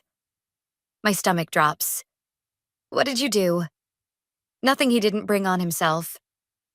Nancy examines her manicure. Though his supervisor was very interested in certain irregularities we found in his work history, The weight of my failure crashes over me. Nelson was supposed to be my ace, my way in. Now he's probably unemployed, possibly facing charges, all because I dragged him into this. You're bluffing. I manage, but my voice wavers. Check your phone, my mother suggests. Those incriminating emails you were so excited about? Gone. Amazing how efficient IT departments can be when properly motivated. My fingers fumble with the phone, but she's right. Everything I collected, every careful piece of evidence, vanished. I feel the room spinning slightly. Face it, little sister. Nancy leans forward. You're out of your league. Always have been. That money was for Hope's future, I whisper. And it still is. My mother's voice turns soothing, reasonable. We're simply ensuring it's managed properly, by people who understand finance, who can make responsible decisions. Unlike you, Nancy adds. I stand up so quickly my chair scrapes against the floor. I need some air. In the bathroom, I splash cold water on my face, trying to steady my breathing. My phone buzzes. Raphael. How's it going? I stare at my reflection, at the woman who thought she could outmaneuver them. They knew. They were always 10 steps ahead. Sadie, listen. I have to go. I hang up, gripping the sink edge until my knuckles turn white. When I return, they're discussing Hope's private school options as if nothing happened. As if they haven't just destroyed my only leverage. You'll see reason eventually, my mother says, passing the salad. We only want what's best for Hope. That's when I notice something odd. Nancy's hand trembles slightly as she reaches for her wine. My mother's smile seems fixed, artificial. They're trying too hard to appear in control. You know what's funny? I say slowly. You went to all this trouble to erase those emails, but you didn't ask what else I might have found. Nancy's fork clatters against her plate. Or who else I might have talked to. I think of Aaron's revelation, of all those disappeared relatives. It's amazing how many people are willing to share stories once someone finally starts asking questions. Enough. My mother's voice cracks like a whip. You're being ridiculous, but I see it now. The flash of fear in their eyes. They're scared, not of the evidence I gathered, but of what I might discover next, of all their careful lies unraveling. You're right, I say, standing. This dinner was a mistake, but don't worry, I won't make the same one twice. Nancy calls after me as I leave, but I don't turn back. In my car, my phone lights up with a text from Raphael. Got your backup files. All safe. Ready when you are. I smile, remembering Nancy's shaking hands, my mother's brittle control. They think they've won. Think they've scared me back into line. But they've actually given me something far more valuable than evidence. They've shown me their fear. And now I know exactly where to push. Raphael's apartment feels like a war room, with papers and laptops spread across his coffee table. 3 days since the dinner disaster, and we've been working every spare moment, mapping out connections, following money trails. Look at this, he says, pointing to his screen. Every time your mother helped manage someone's money, Nancy got a new client at her firm. Too consistent to be coincidence. I lean closer, our shoulders touching. The contact feels warm, grounding. They're working together. Mother finds the targets, Nancy handles the legal side. And everyone stays quiet because... He stops as my phone rings. Aaron's name flashes on the screen. Sadie? Her voice sounds strange. Can you come over? Please? Something in her tone makes my skin prickle. I'll be there in 20. Raphael catches my arm as I stand. Be careful. After what happened with Nelson, I know. I squeeze his hand. I'll text you. Erin's house is dark except for one lamp. She's curled on her couch, looking smaller than usual. A half-empty wine bottle sits on her coffee table. They came to see me, she says before I can speak. Your mother and Nancy. They know I talked to you. My heart stutters. Did they threaten you? Not exactly. They Reminded me about Michael. Your brother? What about him? Aaron takes a shaking breath. Remember when he got arrested for drug possession 10 years ago? It wasn't his drugs. They were Nancy's. But she needed a clean record for her law career, so... She swallows hard. Mother made it go away. For him. But the evidence is still there, and if it ever came out, they're blackmailing you. The realization hits like ice water. Using your own brother. I'm so sorry, Sadie. I can't help you anymore. Michael's finally got his life together, has a family. Hey. I move to sit beside her, taking her trembling hands. It's okay. I understand. And I do. They've had decades to weave their web, to gather secrets and create debts. Everyone in the family is tangled in it somehow. There's something else. Aaron won't meet my eyes. Something about your father. The air leaves my lungs. What about him? Mother didn't just drive him away. She had evidence.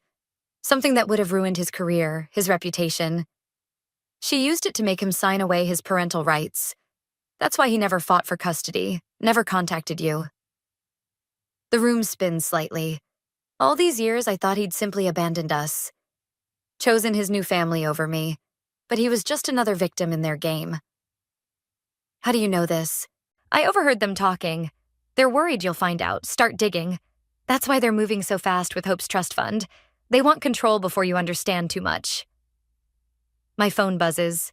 Raphael sending a string of urgent messages, but I can barely focus on the screen. Thank you, I tell Aaron. For telling me. For everything. What are you going to do? I stand, my mind already racing ahead. Nothing you need to worry about. The less you know, the better. Back in my car, I finally read Raphael's messages. He's found something big. Irregularities in my mother's charitable foundation, connections to offshore accounts. The evidence we needed. But I can't move. All I can think about is my father. About Hope. About how patterns repeat unless someone breaks them. Raphael answers on the first ring. Where are you? You need to see this. They did it to my father too. I cut him off. All these years I thought, God, I've been so stupid. Sadie, no, listen. I've been playing their game, thinking if I could just find enough dirt, enough leverage. But that's how they work. Secrets and shame and everyone too scared to move. What are you saying? I watch a family walking past my car, parents swinging a laughing child between them. Happy, free, everything Hope deserves. I'm saying we need to change the rules. No more secrets, no more quiet little deals. My voice hardens. We're going to drag everything into the light. All of it. That's dangerous, Raphael says quietly. Once it starts. I know, but Hope deserves better than growing up in their shadow. Better than wondering why her family is full of whispers and lies. I start the car. I'm coming over. We have work to do. Sadie? His voice stops me. Whatever you decide, I'm with you. Something warm unfurls in my chest, pushing back the cold certainty of what's coming. They taught me that love means control, means secrets and fear. But maybe, just maybe, it can mean something else. I know, I say softly. That's why we're going to win. The fever hits Hope like a thunderbolt. One moment she's playing in the backyard, the next she's burning up in my arms as I race to the emergency room. My hands shake as I fill out admission forms, my mind spinning with the doctor's questions. Any family history of autoimmune disorders? I freeze. I don't know. My father's side? The doctor looks up from her clipboard. We should contact them. Some conditions are genetic. I can't. The words taste bitter. I don't have any contact information. She frowns but keeps writing. Hope whimpers on the hospital bed, her small hand clutching mine. The monitors beep steadily, each sound a reminder of how much I don't know about half of my daughter's medical history. My phone lights up. Mother calling. I silence it, but the texts start immediately. Heard Hope's in the hospital.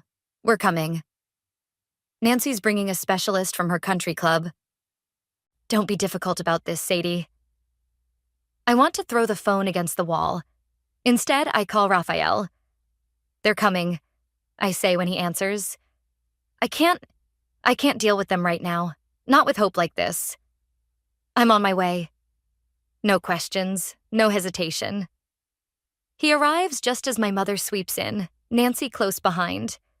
They're both perfectly put together, as if they're attending a social event rather than visiting a sick child. Oh, darling. Mother moves toward Hope, but I step between them. Don't be ridiculous, Nancy snaps. We brought Dr. Harrison. He's the best pediatric specialist in the state. A distinguished-looking man hovers in the doorway, medical bag in hand.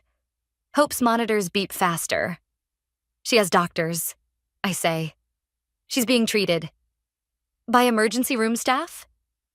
Mother's voice drips concern. Surely you want what's best for her. Like you wanted what was best for my father? The words escape before I can stop them. Nancy goes still. Mother's face hardens. So, she says softly, Aaron told you. Get out. My voice shakes. All of you. Think carefully, Nancy warns. About Hope's future. About what's at stake. I am thinking about her future. I feel Raphael's steady presence behind me, lending me strength. That's why you need to leave. Now. Mother steps closer, her voice dropping to a whisper. You really want to do this? Risk everything? What happens when Hope asks why she can't go to the best schools? Why she can't have the opportunities other children have? What happens when she asks why her grandfather never contacted her? I counter. When she realizes her whole family is built on blackmail and lies? Hope stirs on the bed, her eyes fluttering open. Mommy? I'm at her side instantly, smoothing her hair back. Her skin feels cooler. The fever's breaking, the nurse says, checking the monitors. The antibiotics are working.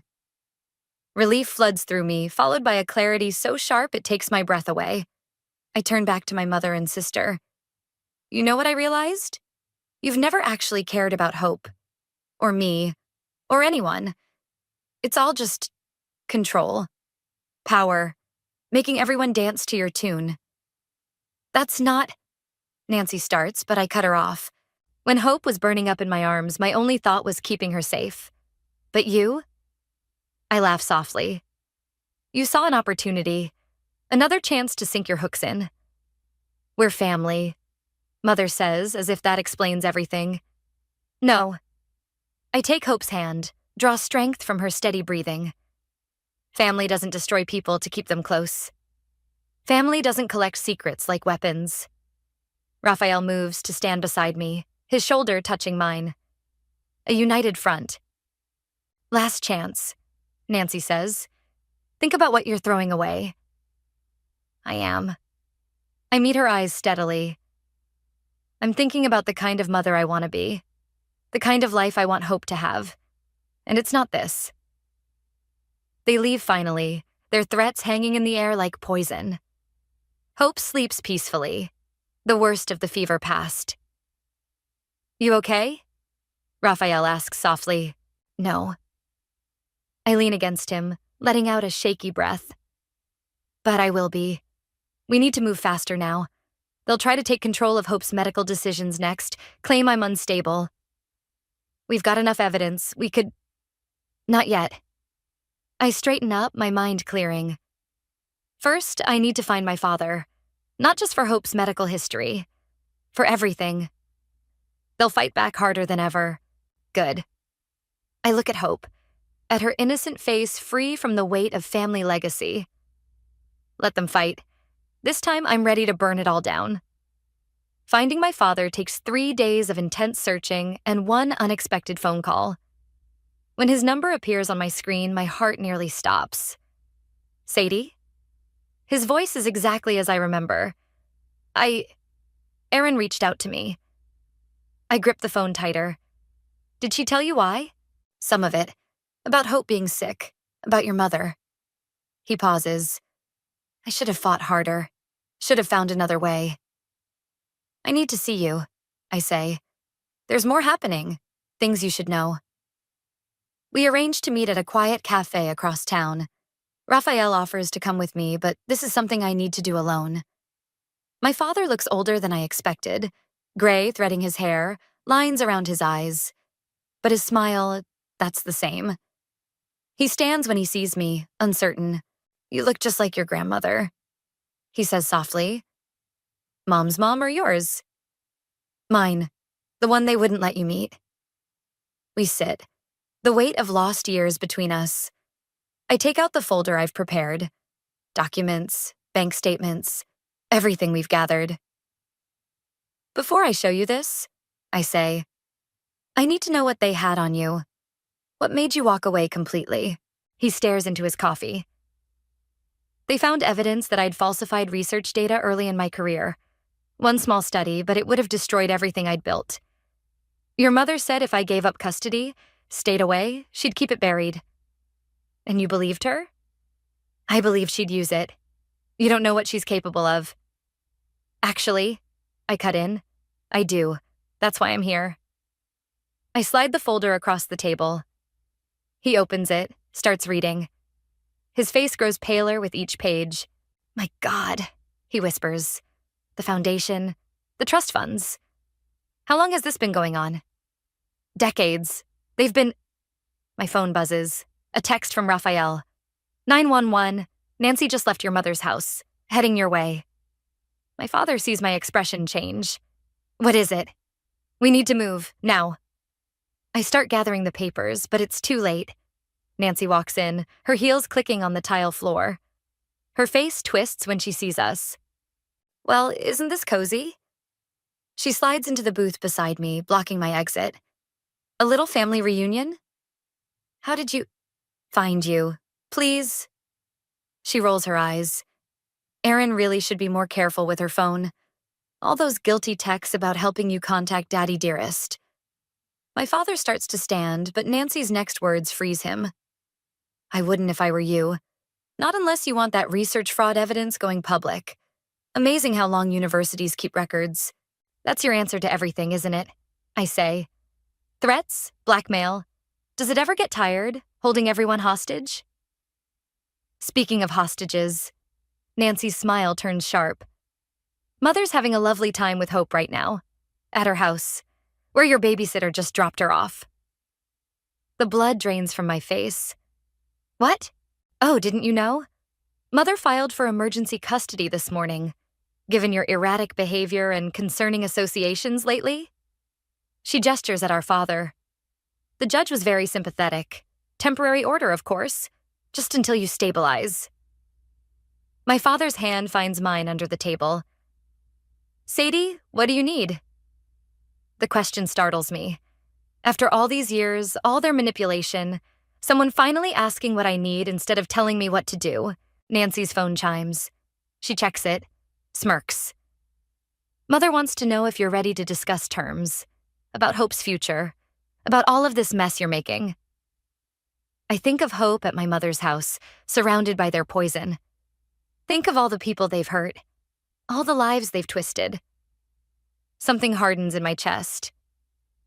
Actually, I say, I have terms of my own. Nancy laughs. You're not exactly in a position, everything goes public. I cut in. All of it. The fraud, the embezzlement, the blackmail. Every dirty secret, every ruined life. Unless. Unless what? Unless Hope and I walk away. Clean break. No contact, no claims on her trust fund, nothing. And you leave everyone else alone too. Erin, her brother, our father, everyone you've got dirt on. It all gets buried for good. You'd give up Hope's inheritance, all those opportunities? To get her away from you? In a heartbeat, Nancy's smile falters. For the first time, I see real uncertainty in her eyes. Mother won't agree, she says, but her voice wavers. Then I guess we'll all go down together. I meet her gaze steadily. Your call. She stands abruptly. I'll convey your terms. After she leaves, my father squeezes my hand. What now? I take out my phone, text Raphael. Start the countdown. 1 hour. Now, I tell my father. We get ready for their answer. Either way, this ends today. My mother's house looms before me, elegant and suffocating as ever. Raphael's car idles at the curb, my father's beside it, both ready if things go wrong. The flash drive in my pocket feels heavy with everything we've gathered, every secret, every crime, every ruined life. 1 hour. That's what I gave them to decide. Nancy opens the door before I can knock. They're in the study. Hope's laughter drifts from upstairs, playing in the room that used to be mine. Every instinct screams to run up there, grab her, and flee. Instead, I follow Nancy down the familiar hallway. My mother sits behind the massive oak desk, perfectly composed. I assume you've thought this through? More than you know. I remain standing. Well, she slides a document across the desk. Your terms. Formalized. Full custody of Hope. Complete separation from the family. All evidence of past indiscretions. Permanently sealed. In exchange for my silence. And the destruction of any evidence you've gathered. Her eyes narrow. All copies. I take out the flash drive, hold it up. Everything's here, but I'm not handing it over until the papers are signed and Hope's in my car. You really want to do this? Nancy asks. Cut Hope off from her family, her inheritance? This isn't family. I meet my mother's eyes. This is a prison. One you've spent decades building, keeping everyone in line with their own secrets. But Hope deserves better. We've only ever wanted control. I cut in. That's all you've ever wanted. The money, the secrets, they're just tools. Well, now I have tools of my own. My mother's mask cracks slightly. You think you can threaten us? I learn from the best. I smile, and she actually flinches. Sign the papers. She picks up her pen, then pauses. You'll never be able to give her what we could. The best schools, the right connections. I'll give her something better. Freedom. My voice hardens. Sign. The scratch of her pen feels like victory. Nancy signs next, her hand trembling slightly. I want to see what's on that drive, my mother says. Before you leave. Fine. I plug it into her computer, pull up the files. Watch their faces as they scroll through decades of carefully documented crimes. Nancy's embezzlement. The fraudulent foundation. Every manipulated trust fund. Every blackmailed relative. My God, Nancy whispers. How did you... I had help. Turns out when you hurt enough people, eventually they fight back. A small sound makes us all turn. Hope stands in the doorway, clutching her backpack. Ready to go, baby? I keep my voice steady. She nods, but my mother stands. Hope, sweetheart, don't you want to stay? We could have ice cream, play in the garden. No. Hope's voice is small but firm. I want to go home. Something shifts in my mother's expression. Recognition, maybe, of a power she can't control.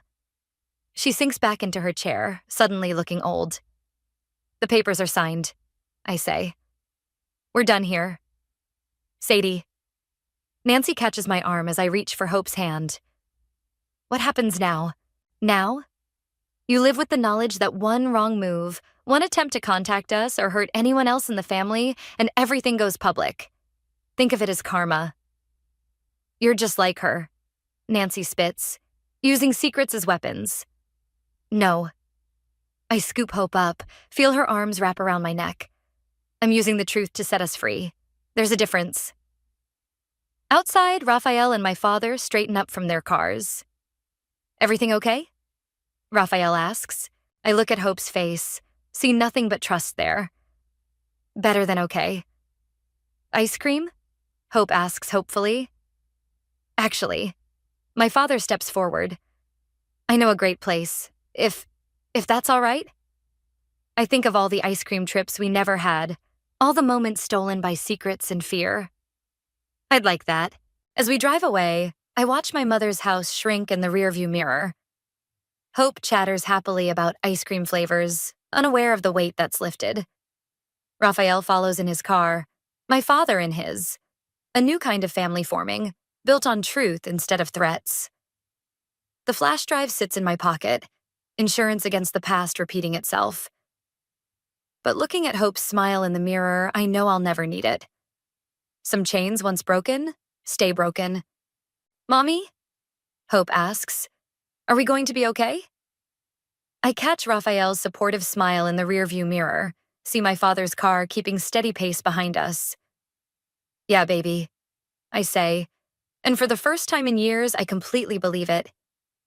We're going to be better than okay. The ice cream parlor is exactly as my father remembered. Red vinyl booths, chrome fixtures, the sweet smell of waffle cones. Hope sits between us, demolishing a sundae almost as big as her head. My father keeps sneaking glances at her, like he can't quite believe she's real. You have chocolate on your nose, I tell her, reaching for a napkin. Just like you used to, my father says softly. Every Sunday after church, the memory hits unexpectedly. Sitting in a booth just like this, my father wiping ice cream from my face while my mother complained about proper manners. Before the secrets took over, before everything broke. Raphael returns from the counter with more napkins, slides in beside me. His presence steadies me as it has through everything. I found something, he says quietly, showing me his phone. About your grandmother, your father's mother. My heart skips. What? She's alive. In a nursing home 2 hours from here. My father's hand trembles on the table. Mother? But they told me she died years ago. Right after you left. I finish. Another lie. Another manipulation. Hope looks up from her sundae. Who's alive? Your great-grandmother, I tell her. Would you like to meet her? Her eyes light up. Another grandma? A better one, my father says, his voice rough with emotion. My phone buzzes. A text from Erin. Nancy just left town. Heading to California. Mother's not answering anyone's calls. I should feel triumph, or at least satisfaction. Instead, there's only a quiet certainty that we made the right choice. Their power was always in isolation, in keeping everyone separate and scared. But here we sit, 3 generations in a booth, building something new from the ashes of their control. Can we go see her now? Hope asks, practically bouncing. Please? I look at my father, see the hope and fear warring in his expression. We should call first, he says. Make sure. Already did, Raphael admits. She's been asking about you for years, both of you. The last piece clicks into place. Not just escaping my mother's web, but building a new family, one based on choice and truth rather than obligation and fear. Finish your ice cream first, I tell Hope. Then we'll go. She attacks her sundae with renewed vigor while my father makes the call, his voice cracking when he says, Mother? I lean against Raphael, watching them both. You okay? He asks softly. I thought ending things with them would feel like losing something, I admit. But it feels like finally being able to breathe. Freedom usually does. Hope tugs my sleeve. Done. Can we go now? I look at my father, still on the phone, tears streaming down his face as he listens to his mother's voice. At Raphael, who helped me find strength I didn't know I had. At Hope, who deserves every chance at joy and love without conditions. Yeah, baby, we can go. As we gather our things, a familiar figure appears outside the window. My mother, standing alone on the sidewalk, watching us. Our eyes meet through the glass. For a moment, I see her clearly. Not as the manipulative matriarch, but as someone who built a cage so perfect she trapped herself inside it. She raises her hand, not waving, just acknowledging. I nod once, then turn away. Her choice was power. Mine is freedom. Ready? Raphael asks, holding the door. Hope skips ahead with my father, chattering about meeting her new grandmother. I take Raphael's hand, feeling the warmth of it, the promise of support without demands. You never told me. I say as we walk to the cars. Why did you help me? Really? He smiles. Because the first time I saw you with Hope, I realized what real love looks like. Not the kind that comes with conditions or costs. Just love. Hope calls from ahead. Mommy, come on. I squeeze Raphael's hand, then let go to catch up with my daughter. The afternoon sun feels warm on my face, and ahead lies a grandmother's embrace, a father's redemption, a future unbound by secrets. Behind us, the ice cream parlor's bell chimes one last time. I don't look back to see if my mother's still watching. Her story was about power and control. But mine? Mine is about breaking free. About choosing love over fear. Truth over safety. Mine is about building something better from the broken pieces. And it's only just beginning. The candles flicker in perfect rhythm with my heartbeat as I watch him from across the table. Clint's cologne mingles with the restaurant's sage butter, and I can already taste the words I've rehearsed 1,000 times. Tonight's the night I tell him I found the perfect venue for our wedding. My phone buzzes. Probably Rosalie checking in. She's been as excited about this dinner as I am. But when I glance down, it's not her name I see. It's Samantha's. And the preview snippet turns my world to ice. Last night was amazing, baby. Can't wait to feel your hands on me, I stop breathing. My fingers hover over the notification, trembling. Part of me wants to throw the phone across the restaurant, pretend I never saw it. But I've always been the type to rip off Band-Aids. I open the message. Last night was amazing, baby. Can't wait to feel your hands on me again. Still can't believe Joanna hasn't figured it out. She's so wrapped up in wedding venues, she probably wouldn't notice if you proposed to me right in front of her. The words blur as tears threaten to spill. I blink them back, my chest so tight it hurts to breathe. Across the table, Clint's talking about some client meeting, completely oblivious to the fact that he just shattered 3 years of trust with one misdirected text. You okay, babe? He reaches for my hand. You look pale. I pull back before he can touch me. His familiar fingers suddenly seem alien, tainted. Those same hands touched her last night. While I was up late comparing flower arrangements, he was... Joanna? His forehead creases with concern. Such a good actor. I'm fine. My voice comes out steady, surprising even me. Just remembered I need to respond to a work email. I scroll up through their message history with numb fingers. Weeks of conversations, photos I wish I could unsee, plans made around my schedule, inside jokes about keeping me in the dark, and Samantha. My stomach lurches. His best friend since college, the woman who helped me pick out engagement rings, who hugged me tight when he proposed, who's been looking me in the eye all this time, playing maid of honor while sleeping with my fiancé. The waiter appears with our entrees. The salmon for the lady and ribeye for sir. Can I get you anything else? Clint beams at him. Actually, could we get another bottle of the Cabernet? We're celebrating tonight. Oh, we'll be celebrating all right, just not the way he thinks. I take a slow sip of water, buying time to steady my voice. You know what? I'm not feeling great. Maybe we should rain check. But he starts to protest, then seems to think better of it. Of course, if you're not well. Let me get the check. I watch him signal the waiter, study the familiar lines of his face. How many times has he looked at me with those warm brown eyes and lied? How many nights did he leave my bed to go to hers? My phone buzzes again. Another message from Samantha. Oops, wrong thread. Delete that. Too late, you backstabbing witch. Ready? Clint stands, holding my coat with that same gentle smile he wore when he promised to love me forever. I let him help me into my jacket, suppressing a shudder at his touch. Let him think I'm coming down with something.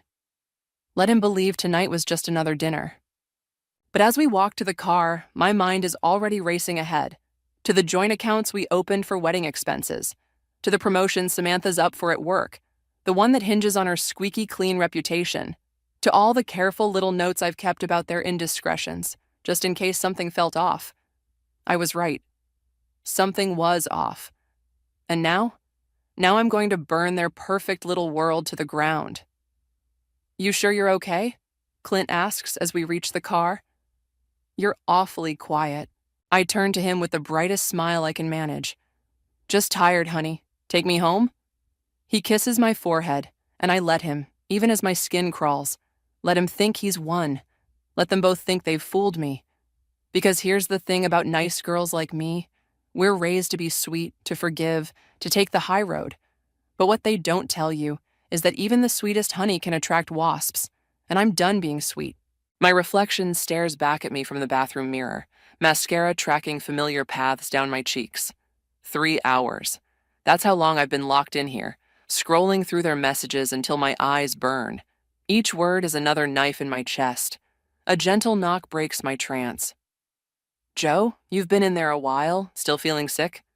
I splash cold water on my face, erasing the evidence. Just a minute. When I emerge, Clint's waiting with a glass of ginger ale and concern etched across his features. The perfect, caring fiancé. I want to throw the glass in his face. Instead, I take a small sip. Thanks. I think I just need to sleep it off. He tucks a strand of hair behind my ear, and I fight the urge to recoil. Get some rest, babe. I've got an early meeting tomorrow anyway. Yeah, I bet you do. I lie rigid in our bed, listening to him shower and pack his gym bag for morning. Every domestic sound now carries a double meaning. Is he texting her? Planning their next rendezvous? My phone lights up. Rosalie. How'd the venue conversation go? I stare at her message for a long moment before typing, "Can you come over tomorrow? Need to talk." Her response is immediate. Of course, everything okay? No. Sleep refuses to come. I watch the numbers on our bedroom clock tick past midnight, then 1, then 2. Beside me, Clint's breathing is deep and even. How can he sleep so peacefully with all these lies between us? At 3 a.m., I give up. Careful not to wake him, I slip out of bed and pad to the kitchen. The apartment feels different in the dark, like all our framed memories are watching me with new eyes. 3 years of photos, smiling faces telling stories I thought I understood. I pull up Samantha's Instagram, masochistically scrolling through her perfect feed. There we are at my engagement party, her arm around my shoulders as I show off the ring. Her caption, "So happy for my bestie. Jar future Mrs. Clint." The timestamp hits me like a punch to the gut. She'd already been sleeping with him then. My phone buzzes. A text from Samantha herself. "Hey girl, don't forget we're meeting the florist at 10 tomorrow. Can't wait." The audacity steals my breath. I type and delete 4 different responses before settling on, "Something came up. Need to reschedule." Her reply is instant. "Oh no, everything okay? Want to grab coffee and talk about it?" I actually laugh out loud, the sound harsh in the quiet kitchen. Talk about what exactly? How you've been fucking my fiancé?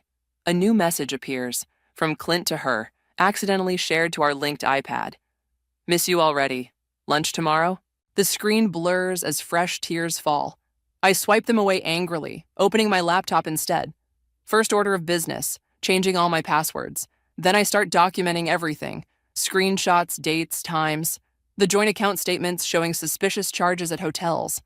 By sunrise, my eyes are gritty, but my hands have stopped shaking. I hear Clint stirring, getting ready for his early meeting. He finds me at the kitchen counter, nursing a coffee.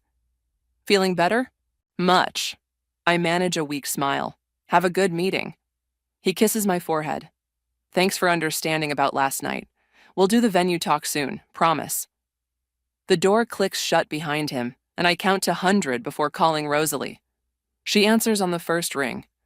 I'm already on my way. 20 minutes later, we're sitting on my couch, and I'm showing her everything. Her face grows darker with each revelation. That absolute bastard, she breathes. And Samantha. I always thought she was fake, but this... I don't know what to do, I admit. Part of me wants to just walk away. But then I think about them laughing at me behind my back, planning their perfect little future while I was planning our wedding, and I want to destroy them? Rosalie finishes. Her eyes meet mine, hard and bright. Good. What? They deserve everything coming to them. She grabs my hand, and I'm going to help you deliver it. I stare at her, this friend who's been more like a sister for the past decade. You don't think that makes me a terrible person? Honey, they're the terrible people. You're just making sure karma does her job. She squeezes my fingers. Question is, are you ready to stop being the nice girl they think you are? My phone buzzes again. Another message from Samantha about wedding details. As if on cue, a notification from the joint account pops up. A charge at the hotel where she works. I look at Rosalie, something cold and certain settling in my chest. You know what? I think I am. Morning sunlight streams through my office window as I stare at the email draft I've been crafting for the past hour. My coffee's gone cold, forgotten as I weigh each word carefully. One wrong move could spoil everything. You're here early, Frankie says, dropping into the chair beside my desk. She eyes the darkness under my eyes. Rough weekend? If she only knew. I minimize the email before she can read it. Just couldn't sleep. Wedding stress? She waggles her eyebrows. Or was Clint keeping you up? The innocent question hits like a slap. I force a laugh that sounds hollow even to me. Something like that? My phone lights up. Samantha again. Missing my wedding planning buddy? Lunch today? Frankie catches my expression. Okay, spill. What's really going on? I hesitate. Frankie's not just a coworker. She's become a friend over the past year. More importantly, she knows things about Samantha that could be useful. They worked together before Samantha moved to her current firm. Can we grab coffee, somewhere private? 10 minutes later, we're in the building's deserted courtyard. My hands shake as I tell her everything, watching her face shift from shock to fury. That manipulative little snake, she breathes when I finish. God, this explains so much. What do you mean? Frankie glances around before leaning closer. Remember that huge account Samantha landed last year? The one that got her fast-tracked for partner? I nod. Samantha hadn't shut up about it for months. She didn't land it. She stole it from another associate, forged some documents, took credit for work that wasn't hers. I had proof, but she threatened to ruin my career if I said anything. My mind races. Do you still have this proof? Somewhere. Frankie's eyes narrow. Why? Because Samantha's up for partner next month, and her perfect reputation is everything to her. Understanding dawns on Frankie's face. You're not just walking away, are you? Would you? She studies me for a long moment. The old files are probably still in my cloud storage. Give me a day to find them. Back at my desk, I return to my email draft with renewed purpose. Subject line, anonymous tip, ethics violation. Recipient, managing partner, Samantha's firm. My cursor hovers over the send button. This is it, my first real move. Once I hit send, there's no going back. I click. My phone buzzes immediately. Clint. Hey, beautiful. Dinner tonight? Miss you. Miss me or miss having me fooled? I text back, can't. Girls' night with Rosalie. His response is quick. Have fun. Love you. I want to throw up. Instead, I pull up the joint account records again, documenting every suspicious charge. Hotels, restaurants, jewelry I never received. Each transaction is another nail in their coffin. A knock at my door makes me jump. It's Aaliyah from legal. Got a minute? She doesn't wait for an answer before closing my door. We need to talk about Samantha Shaw. My heart stops. What about her? I know what you're doing. Aaliyah's voice is low, intense. The anonymous email? That was you. I don't know what. Save it. She holds up a hand. I'm not here to stop you. I'm here to help. I stare at her, confused. Why would you help me? Because 3 years ago, Samantha did the same thing to my sister. Different man, same story. Aaliyah's eyes are hard. She didn't just break my sister's heart. She destroyed her career in the process, made sure she'd never work in this city again. The pieces click together. Your sister was Lauren. Aaliyah nods, the associate whose work Samantha stole. My mind spins with possibilities. What exactly are you offering? Information, contacts, whatever you need. She slides a USB drive across my desk. Starting with this, every email Samantha sent from her old work account, including some very interesting exchanges with your fiancé dating back 18 months. 18 months. The words hit me like physical blows. That's before we even got engaged. Why didn't you use this yourself? Statute of limitations on the ethics violation. Plus, it would have looked like sour grapes coming from me. Aaliyah's smile is razor sharp. But from an anonymous source, combined with whatever else you've got, that's a different story. I pick up the drive, feeling its weight in my palm. Thank you. Don't thank me. Just make it count. She turns to leave, then pauses. And Joanna? The thing about people like Samantha? They never think the nice ones will fight back. Use that. I plug in the drive, my screen filling with hundreds of emails, each one a new weapon in my arsenal. They want to play games? Fine. Game on. The clock's steady tick fills my apartment as I sort through Aaliyah's files, each new revelation like another twist of the knife. My laptop screen casts a harsh glow in the darkness. It's well past midnight, but sleep feels impossible. A message from Clint lights up my phone. Working late again. Don't wait up. Working late. Right. I pull up the tracking app I installed on our shared iPad. The blinking dot shows him at the Grand Hotel downtown. Same place he took me for our first anniversary. My hands shake as I open another email thread. This one's from 16 months ago, right after he proposed. Samantha to Clint. She actually thinks I'm helping plan the wedding. If she knew what we did right after she said yes. The wine glass in my hand cracks before I realize I'm gripping it too tight. Red spreads across my palm like blood. My doorbell rings, making me jump. It's almost 1 a.m. Who could... Through the peephole, I see Bryce from work, his usually immaculate suit rumpled. My mentor's face is grave as I open the door. We need to talk, he says without preamble, about what you're planning. My stomach drops. How did you... Aaliyah told me. He steps inside, taking in the scattered papers and glowing screens. She's worried you're in over your head. I can handle it. Can you? He picks up a document, the ethics complaint I'm preparing. Because once you start this, there's no going back. Lives will be destroyed. Careers ended. Are you ready for those consequences? They deserve it. Maybe. He sits heavily on my couch. But revenge is like holding a hot coal to throw at someone else. You'll burn yourself worst of all. So I should just let them win? My voice cracks. Let them laugh about how stupid trusting Joanna never saw it coming. No, but there are other ways. I found more files. I cut him off, pulling up emails on my screen. It's not just Samantha stealing credit for work. She and Clint have been manipulating client accounts, moving money around. Small amounts, but it adds up. Bryce goes very still. You're sure? I've traced the transactions. They've been doing it for months through the firm's trust accounts. I laugh bitterly. Guess they needed funds for all those hotel rooms? He studies the evidence, his expression darkening. This is serious, Joanna. Criminal charges serious. I know. Then you also know that if you use this, there's no controlling the fallout. People could go to jail. Good. Including innocent people who might have unknowingly approved these transactions. That pulls me up short. I hadn't considered collateral damage.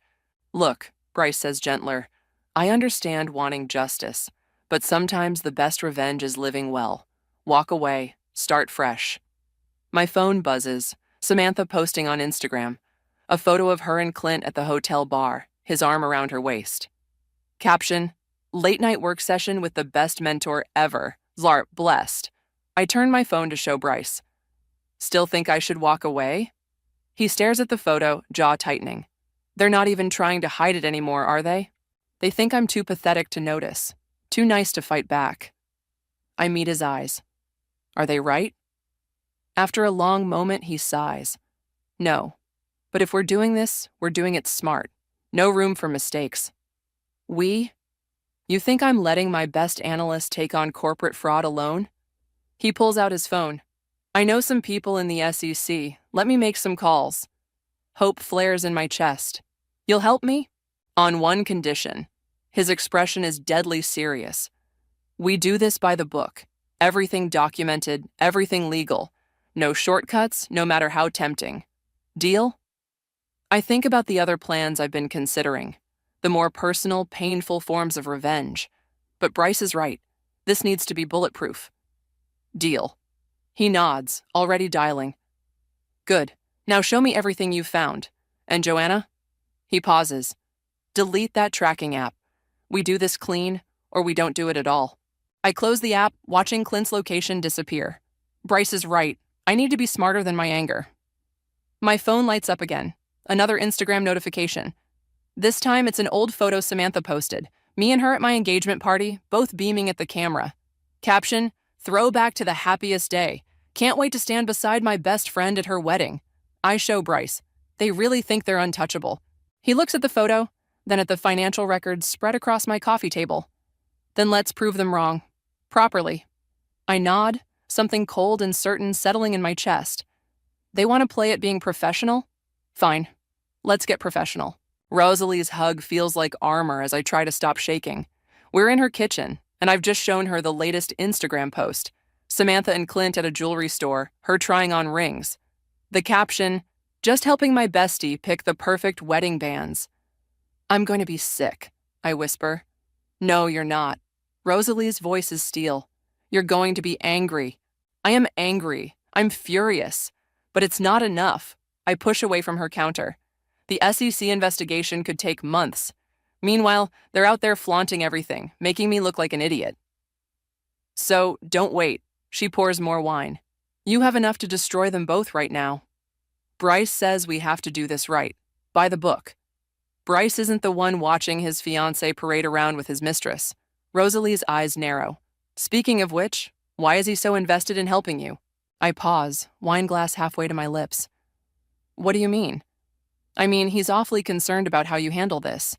Maybe he has his own agenda? It's not like that. He's just looking out for me. Like Samantha was just looking out for you? The words hit like a slap. Before I can respond, my phone rings. Frankie. Turn on Channel 6 right now, she says without greeting. Rosalie grabs the remote. The news anchor's voice fills the room. Allegations of misconduct at Preston & Myers law firm.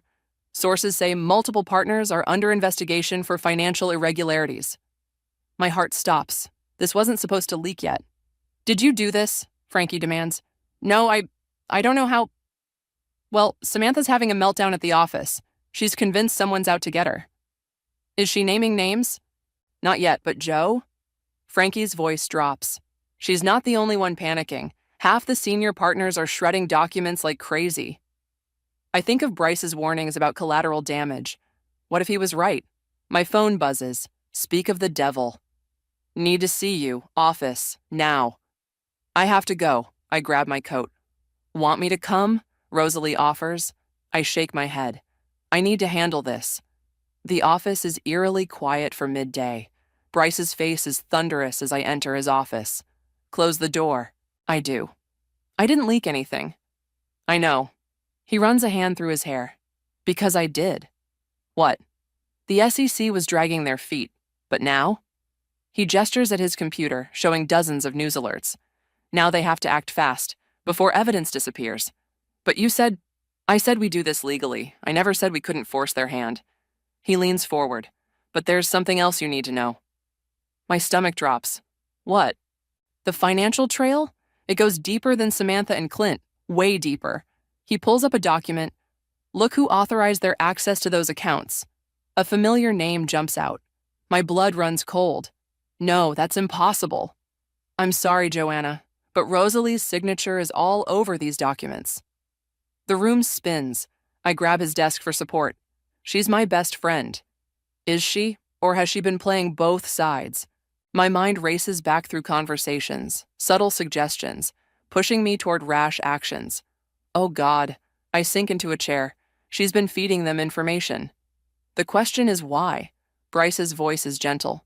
And what are you going to do about it? My phone buzzes. Rosalie, everything okay? Want me to come get you? Another message arrives. Clint, we need to talk. About us. About everything.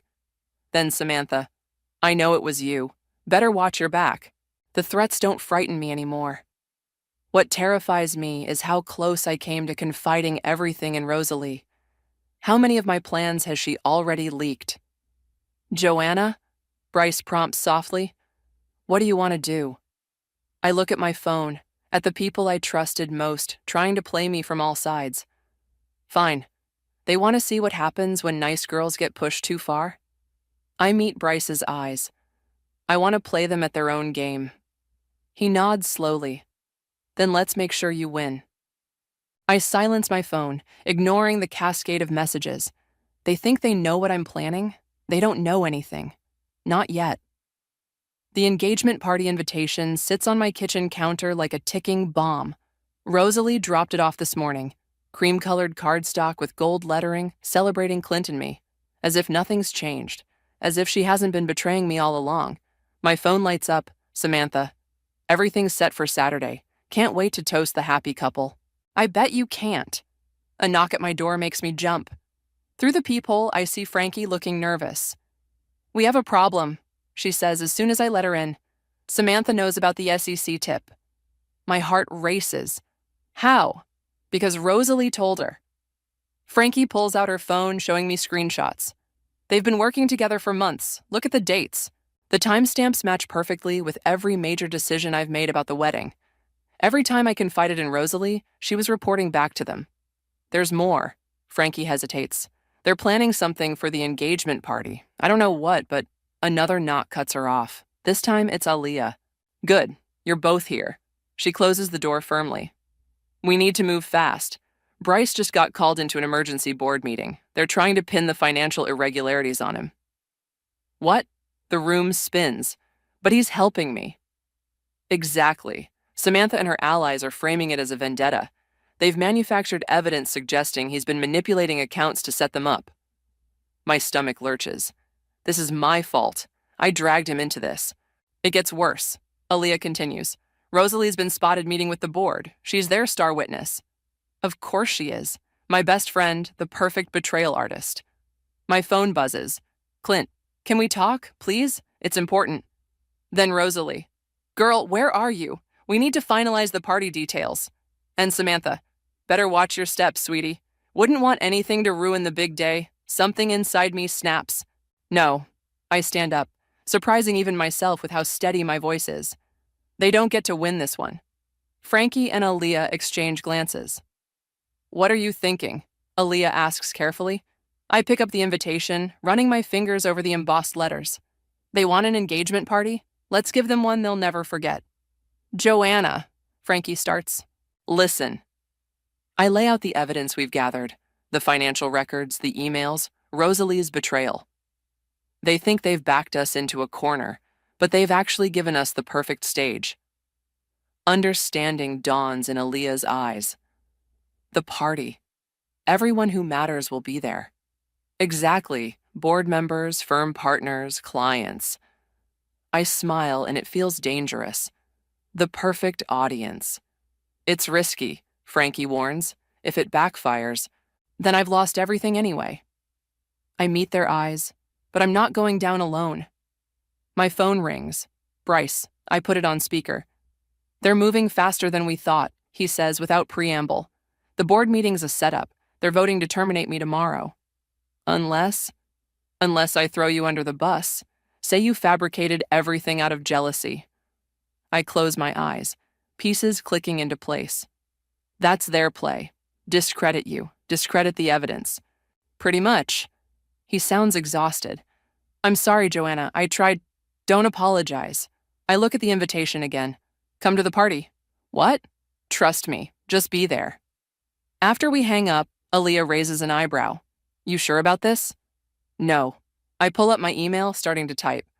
But I'm done playing defense. My phone explodes with messages. Rosalie. Found your dream centerpieces. Samantha. Can't wait to give my toast. Clint. Please call me. We need to talk. I silence them all, focusing on the email. Subject line. Engagement party update. Change of venue. What do you need from us? Frankie asks. Everything. I hit send, watching the invitation to my own destruction wing its way to everyone who's ever underestimated me. And perfect timing. Because here's the thing about nice girls. We know how to plan one hell of a party, and this one's going to be unforgettable. The hotel ballroom sparkles with fairy lights and champagne flutes, a perfect backdrop for destruction. I adjust my cream silk dress, the one Samantha helped me pick out, insisting it made me look innocent and bridal. Tonight, that works in my favor. Everything's ready, Frankie murmurs, appearing at my elbow. Aaliyah has the presentation queued up. I nod, watching Clint work the room. He's wearing the blue tie I gave him for our anniversary, making small talk with board members who have no idea what's coming. Samantha glides past in a red dress that probably cost more than my car, shooting me a sympathetic smile. Nervous, sweetie? Don't worry, I'll make sure everything's perfect. I bet you will. Rosalie appears with champagne. Here's to the happy couple. My hands don't shake as I take the glass. Thanks for everything, Rose. I couldn't have done any of this without you. Her smile flickers, just slightly. She knows me too well not to hear the edge in my voice. The room fills with familiar faces, colleagues, friends, family, all here to celebrate love, all about to witness something very different. Bryce arrives last, nodding almost imperceptibly. Showtime. Clint taps his glass, calling for attention. If I could have everyone's eyes up front. Actually, I cut in, moving to the small stage. I'd like to say something first. He blinks, surprised but pleased, probably expecting some sappy declaration of love. When I discovered my fiancé was sleeping with my maid of honor, gasps ripple through the crowd, I had two choices. I could fall apart, or I could pay attention. Samantha's glass slips from her fingers, shattering on the marble floor. Clint's face drains of color. Paying attention led to some interesting discoveries. I gesture to Aliyah, who starts the presentation. Financial records fill the screen behind me. Like how my loving fiancé and his mistress have been embezzling from client accounts. The board members straighten, faces hardening, but they had help. I turn to Rosalie, who's already backing toward the door. My best friend, who's been feeding them information while helping them cover their tracks. For a cut of the profits, of course. Security guards, arranged by Bryce, block the exits. That's ridiculous, Samantha sputters. She's clearly unstable. The SEC doesn't think so. I nod to Bryce, who produces official-looking documents. Neither does the ethics board or the police. Clint steps forward, hands raised. Baby, let's talk about this. We're done talking. My voice carries across the suddenly silent room. I have copies of every email, every transaction, every secret meeting, including the ones from before our engagement. He stops cold. Oh yes, I continue, savage satisfaction burning in my chest. I know everything. How you never intended to marry me. How this whole engagement was a cover while you and Samantha moved money around. How you used my wedding planning to explain suspicious charges. You can't prove, Samantha starts. Actually, she can. Every head turns. Frankie steps forward, holding up her phone. I've been recording everything, including your confession from last week about stealing my work, and Lauren's, and everyone else you've stepped on. Chaos erupts. Board members demand explanations. Clients call their lawyers.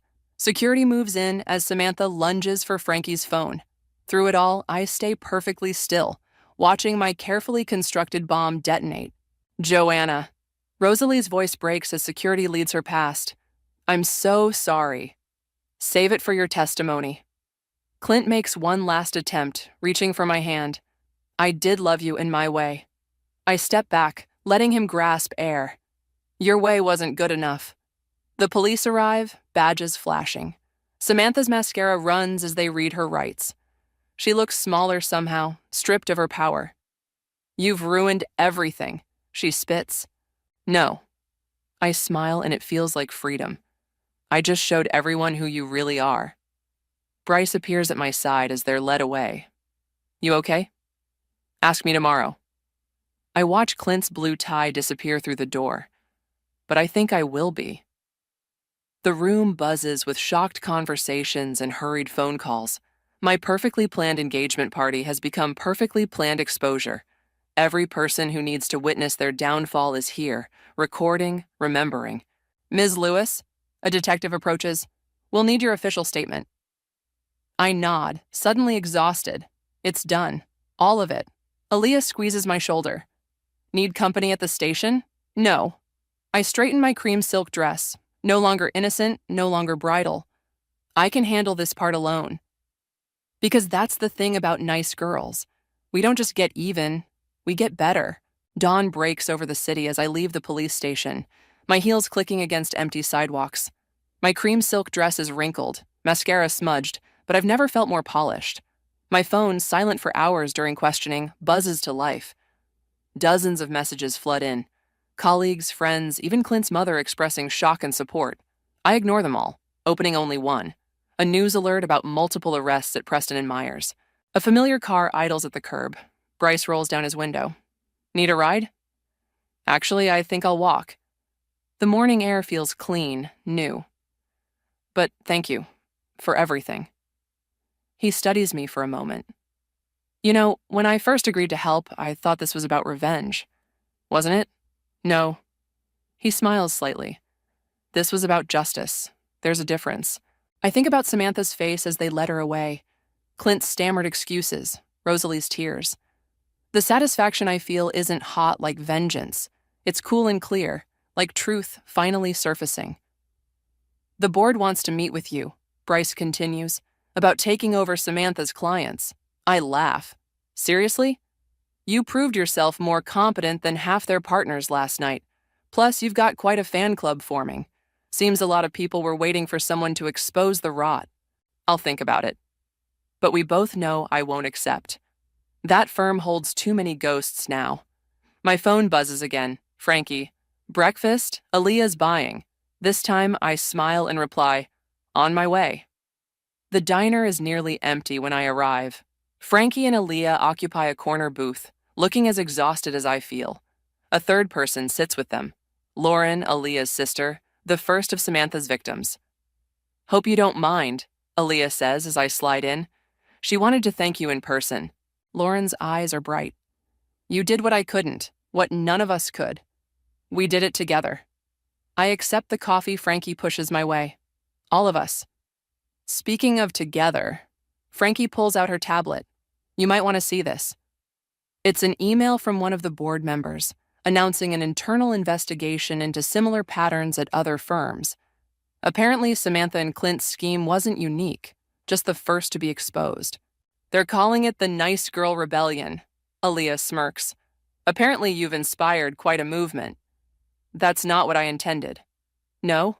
Lauren's voice is soft. You just wanted your own justice.